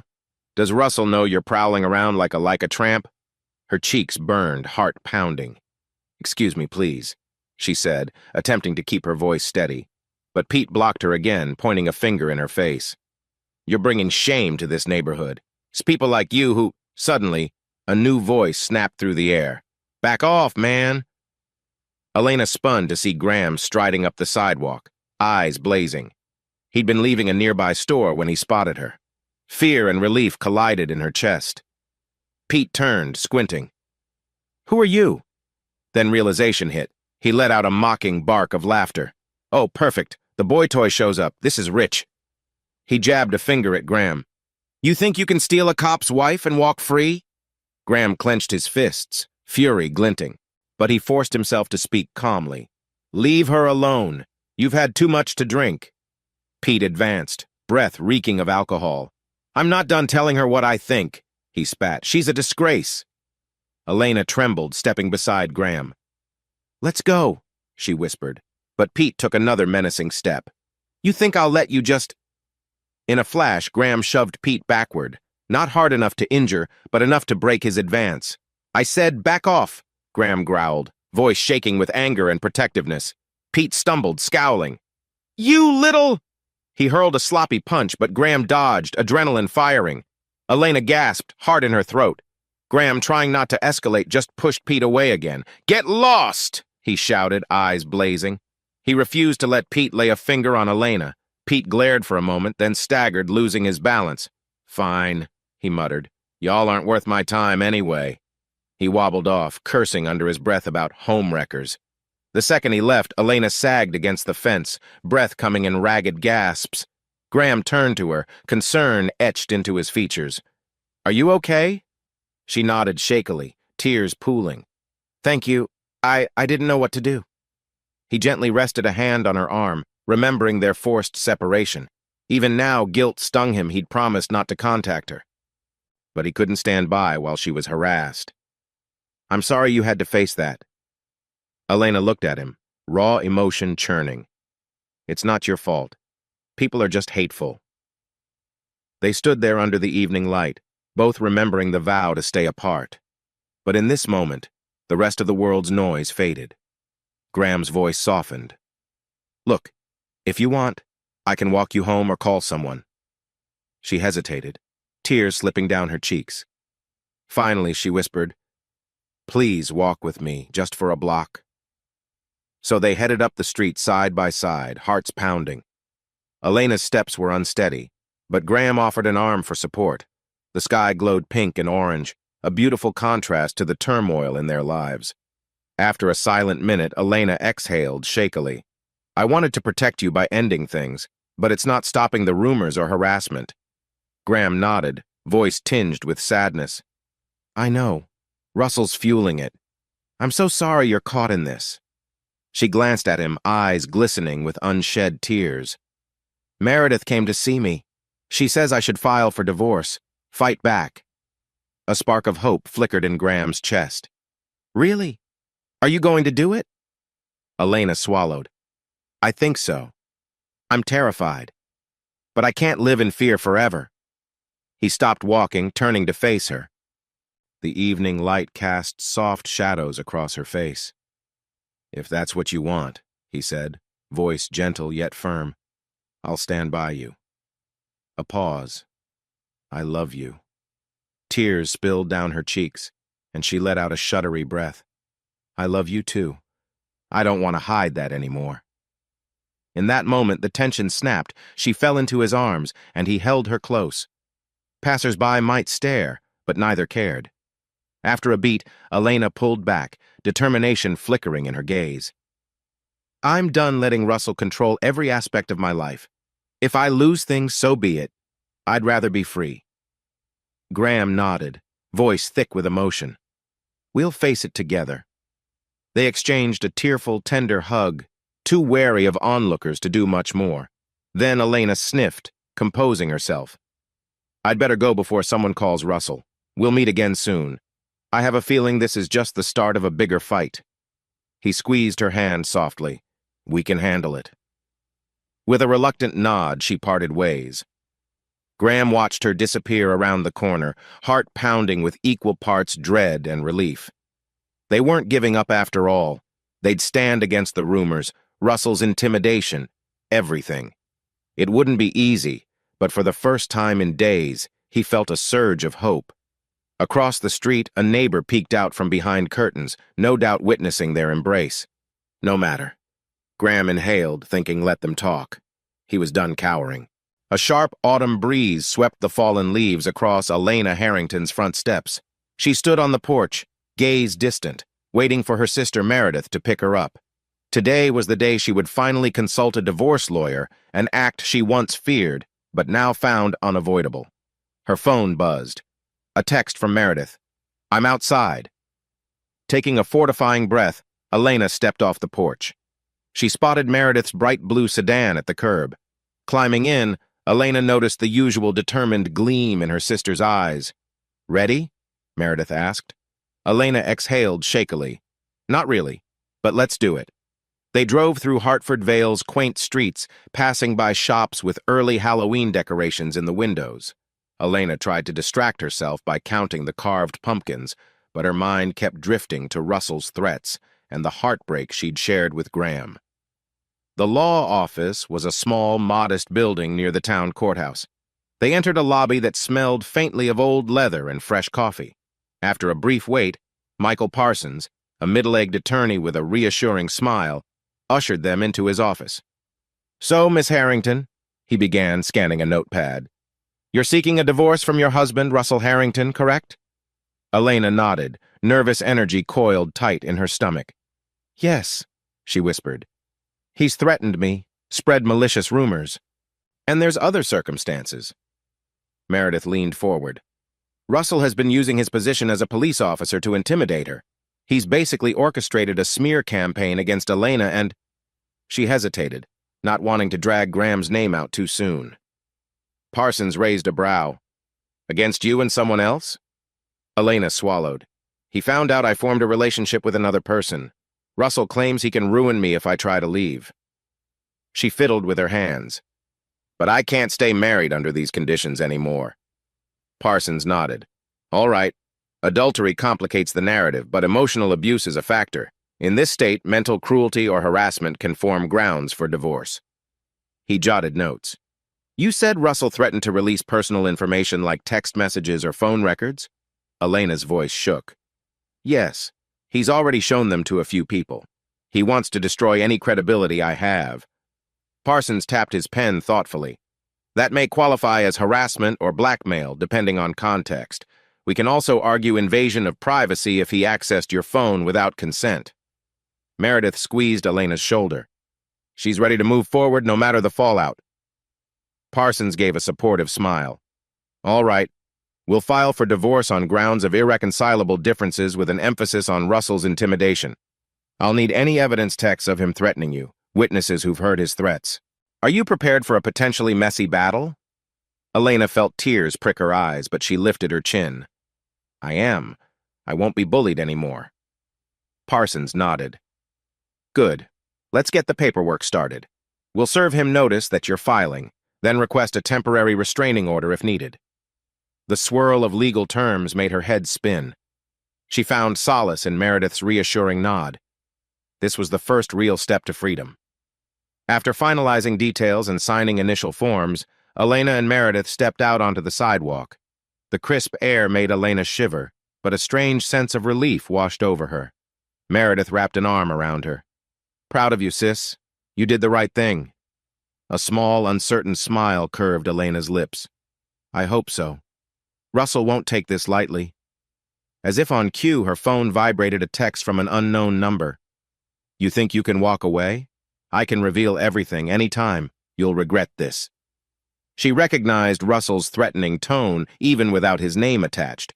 Elena's heart jolted. She showed Meredith, who cursed under her breath. "Forward that to Parsons. Let him see the intimidation in real time." Elena nodded, teeth clenched. "I'm done letting him scare me," she murmured, forwarding the text. Then she steeled herself. "Next step. Telling Graham we're officially moving forward. He has a right to know." Meredith squeezed her hand. "He'll be relieved, I'm sure. But be careful, Russell's probably watching every move." They reached Meredith's car. Elena sank into the passenger seat, adrenaline coursing through her veins. For months, she'd hesitated, paralyzed by fear. Now, With the divorce in motion, there was no turning back. Russell would retaliate, she had no illusions about that. But she no longer felt so powerless. I'm not alone, and I refuse to be his victim forever. Meanwhile, at the Fleming household, Graham sat at the dining table, typing half-heartedly on his laptop for a school assignment. Lionel and Lucille were in the living room, engaged in hushed conversation. Tension hung over the house like a storm cloud ever since Russell's threats and gossip had escalated. Suddenly, Lucille called out, "Graham, can you come here?" He entered the living room to find them both wearing grave expressions. Lionel cleared his throat. We need to talk about what's happening with Elena." Graham's heartbeat quickened. "What's happened now?" Lucille held her phone, lips pressed tight. "It appears she's filing for divorce against Russell. Word spreading quickly around town, someone from the courthouse leaked the news." A pang of hope surged in Graham's chest, mixed with anxiety. "She's actually doing it?" Lionel nodded, face serious. "Yes, and if Russell fights back, it could get ugly. Lawyers, public drama, he might drag your name in as evidence of adultery." Graham swallowed hard. "I'm not afraid of testifying if it helps her. She needs to be free from him." Lucille studied her son, tears gathering in her eyes. "Graham, we've been furious and hurt, but we never wanted to see Elena trapped in an abusive marriage. If she's taking legal steps, maybe we should help." Lionel exhaled, scrubbing a hand over his face. "Your mother and I discussed it. Russell's rumors have hurt our family's standing. Neighbors treat us differently now. But if Elena proves in court that Russell's manipulative and threatened you both, maybe it clears the air." Graham let out a shaky breath. "So you're saying you'll stand by her side in the divorce?" Lucille's voice trembled. "She betrayed our trust, but I can't deny she's a victim of Russell's cruelty. If you truly love her, and she truly loves you, then we'll try to find some path forward. But we need to be sure this isn't destroying your life." Emotion surged in Graham, a mix of relief and guilt. "Thank you," he whispered. "I know it's a lot to ask." Lionel locked eyes with him. "It is, but we're your parents. We want what's best for you, even if we don't agree with how this all started." Graham nodded, wiping away a tear. "I won't let you down. I love her, and I want to protect her from Russell." Lucille sighed, taking her son's hand. "Then we'll meet with her lawyer, or whoever's handling the case. See if we can provide any statement or evidence of Russell's intimidation. Maybe your father can talk to him directly, though that might be risky." Lionel shook his head. "Talking to Russell alone is a bad idea. He's unpredictable. But we can gather any texts or times he harassed us. Document everything. If this goes to court, details matter." Graham felt a renewed sense of purpose. "We have plenty of friends who overheard rumors from Russell. Maybe they can testify that he's been spreading lies." Lucille grimaced. "Yes, but it'll still be humiliating for everyone. Let's brace ourselves." Just then, Graham's phone chimed. He glanced at the screen, an unfamiliar number. The message read, "Elena told me you might be willing to help. This is Michael Parsons, her attorney. Please call me when you have a moment." His heart raced. "Mom, Dad," he said softly. "Elena's lawyer wants to talk."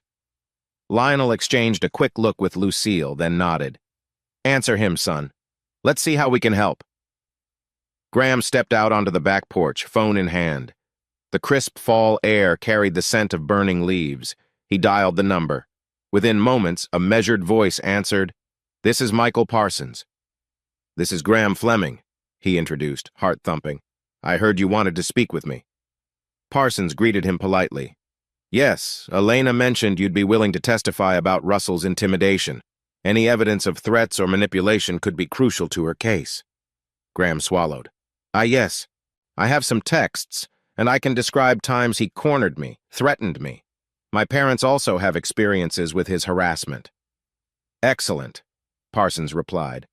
"We're building a case for emotional abuse and coercive control. It's risky, but if you're willing, your testimony could make a difference." Graham nodded, adrenaline surging. "I'll do it." They agreed on a time to meet at Parsons' office. When the call ended, Graham stepped back inside to find Lionel and Lucille waiting anxiously. "Well?" Lucille asked. Graham rubbed his palms together. Elena's lawyer wants us to share our accounts of Russell's harassment, any text messages, public confrontations. If the judge sees a pattern, it might tip the divorce in her favor. Lucille inhaled, shoulders tense. Then let's do it. I have no love for Elena's choices, but I won't stand by and let Russell bully us. Lionel nodded, a determined set to his jaw. We stand together as a family alongside Elena, if that's what it takes. For the first time in weeks, a tiny spark of unity flickered among them. Though the road ahead promised turmoil, at least they were no longer standing on opposite sides. Graham felt an odd mixture of gratitude and anxiety swirl in his gut. Maybe, just maybe, we can find a way through. Late October brought gray skies and a biting chill to Hartford Vale.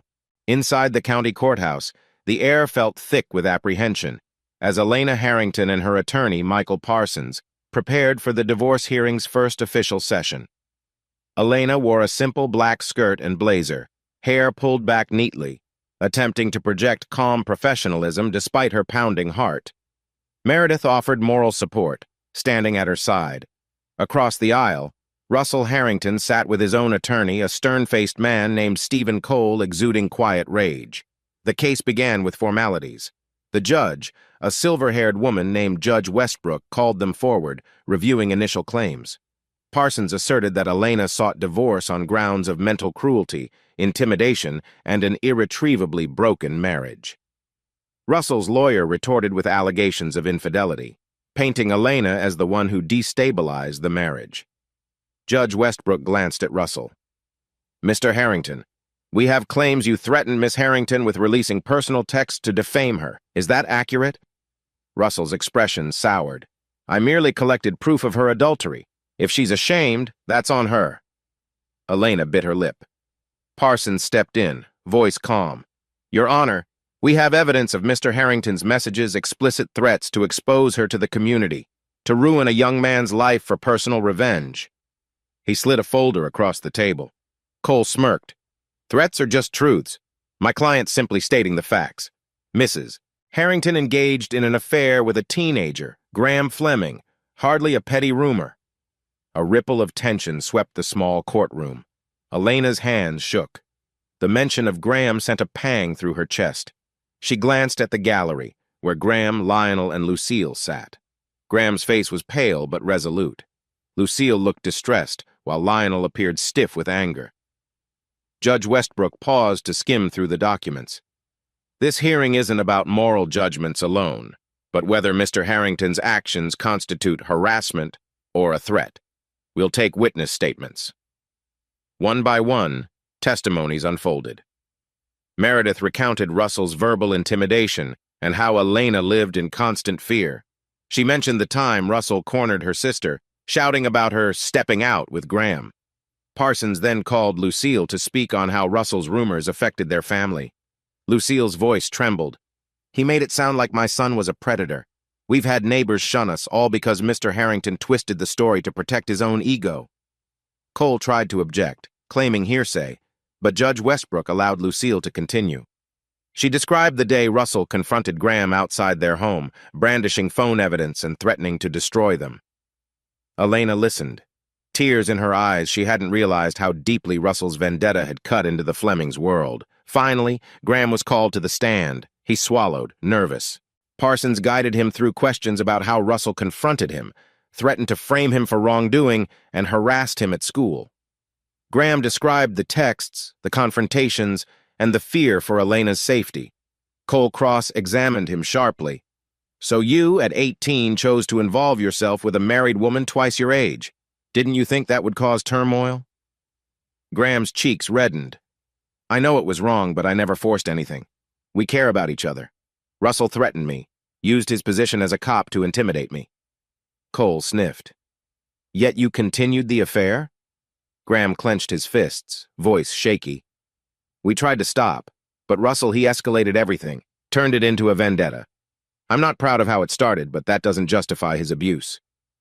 Judge Westbrook nodded, taking notes. She turned to Russell. "Mr. Harrington, do you have any direct refutation of these specific threats?" Russell stiffened. "I simply warned the boy to stay away from my wife. Yes, I use strong words, but I never physically harmed him. This so-called intimidation is me defending my marriage. Parsons took the chance to present text messages Russell had sent to Elena, calling her worthless, threatening to expose her as an unfit wife. Judge Westbrook's expression tightened. This language is concerning, Mr. Harrington.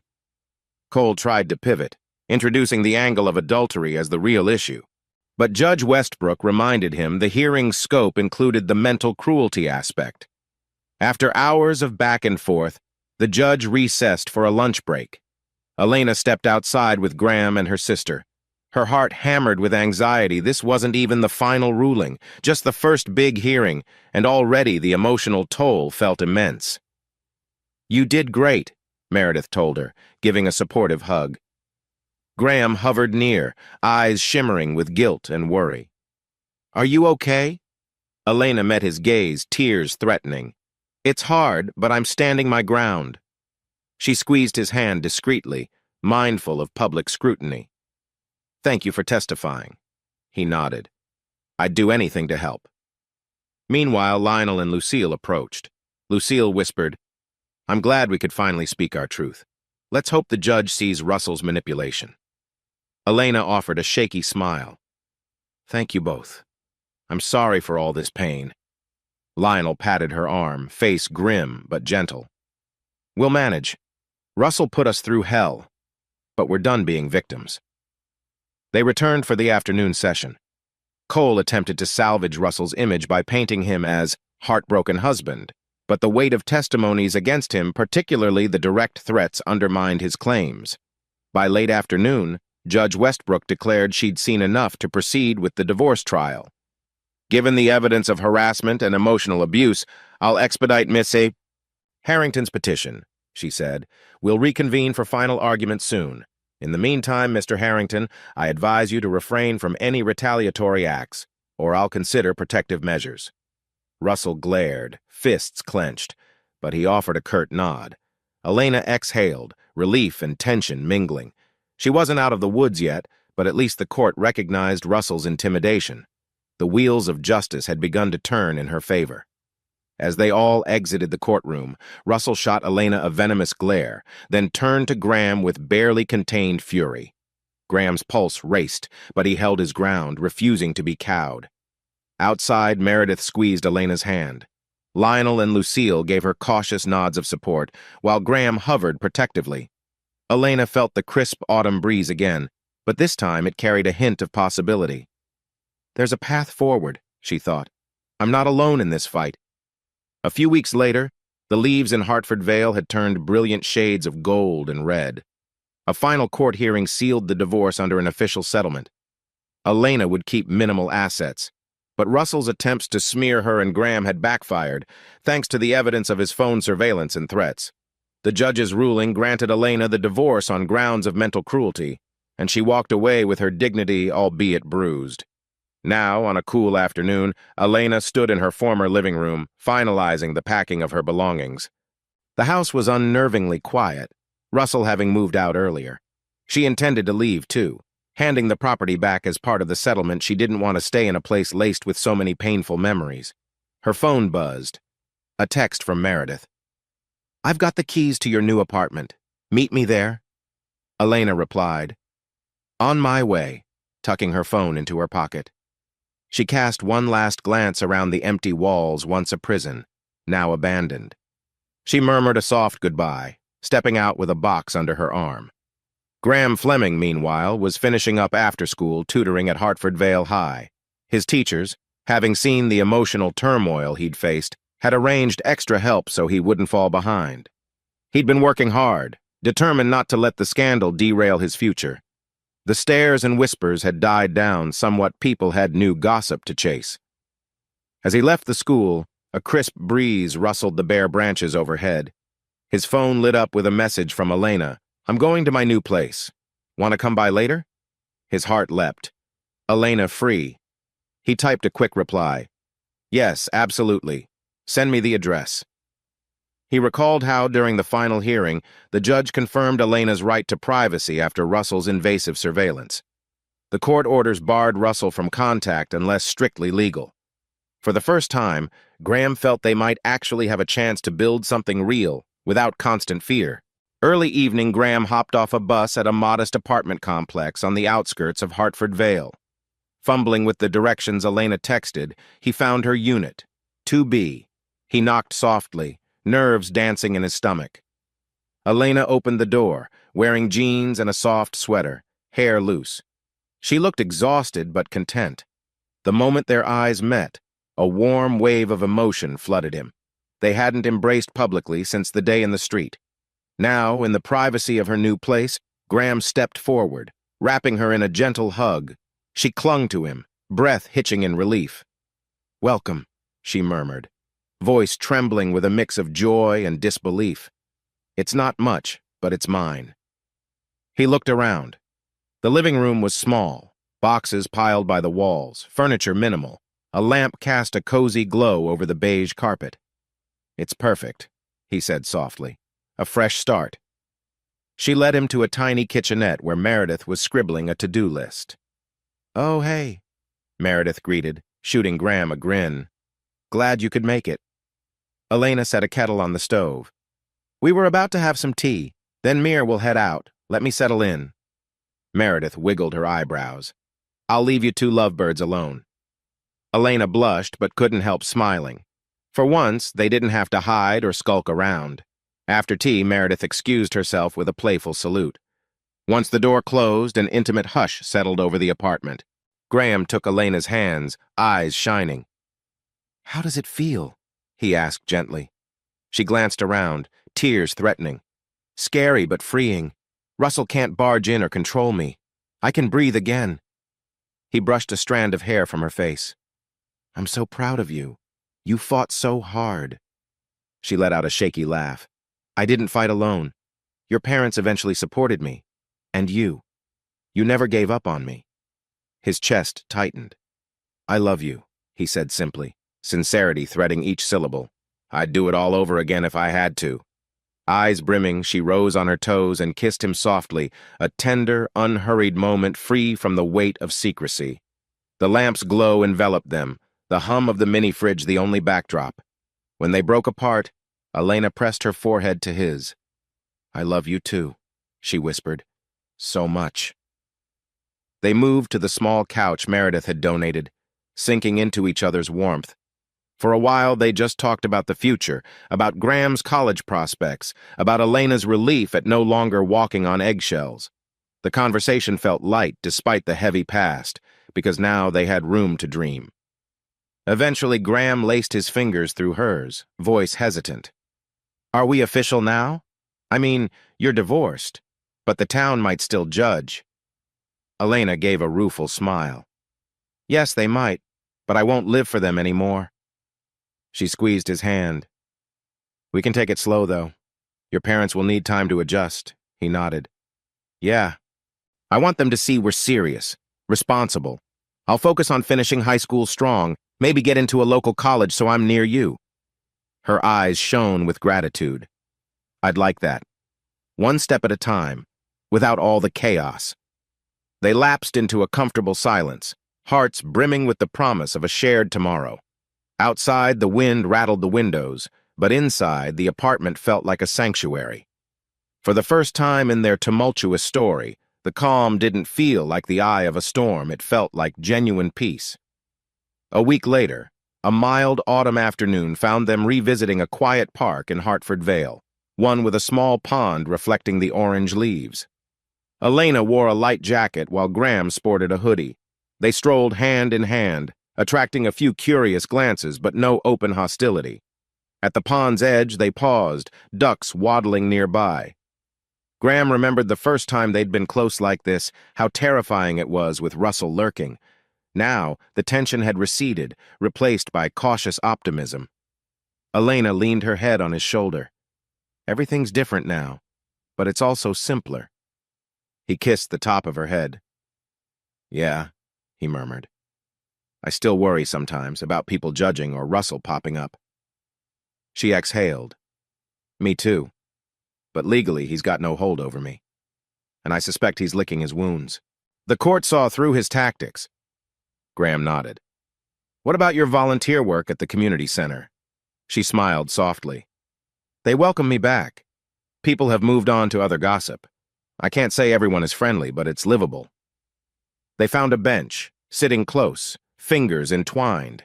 The trees overhead swayed, scattering red and yellow leaves around them.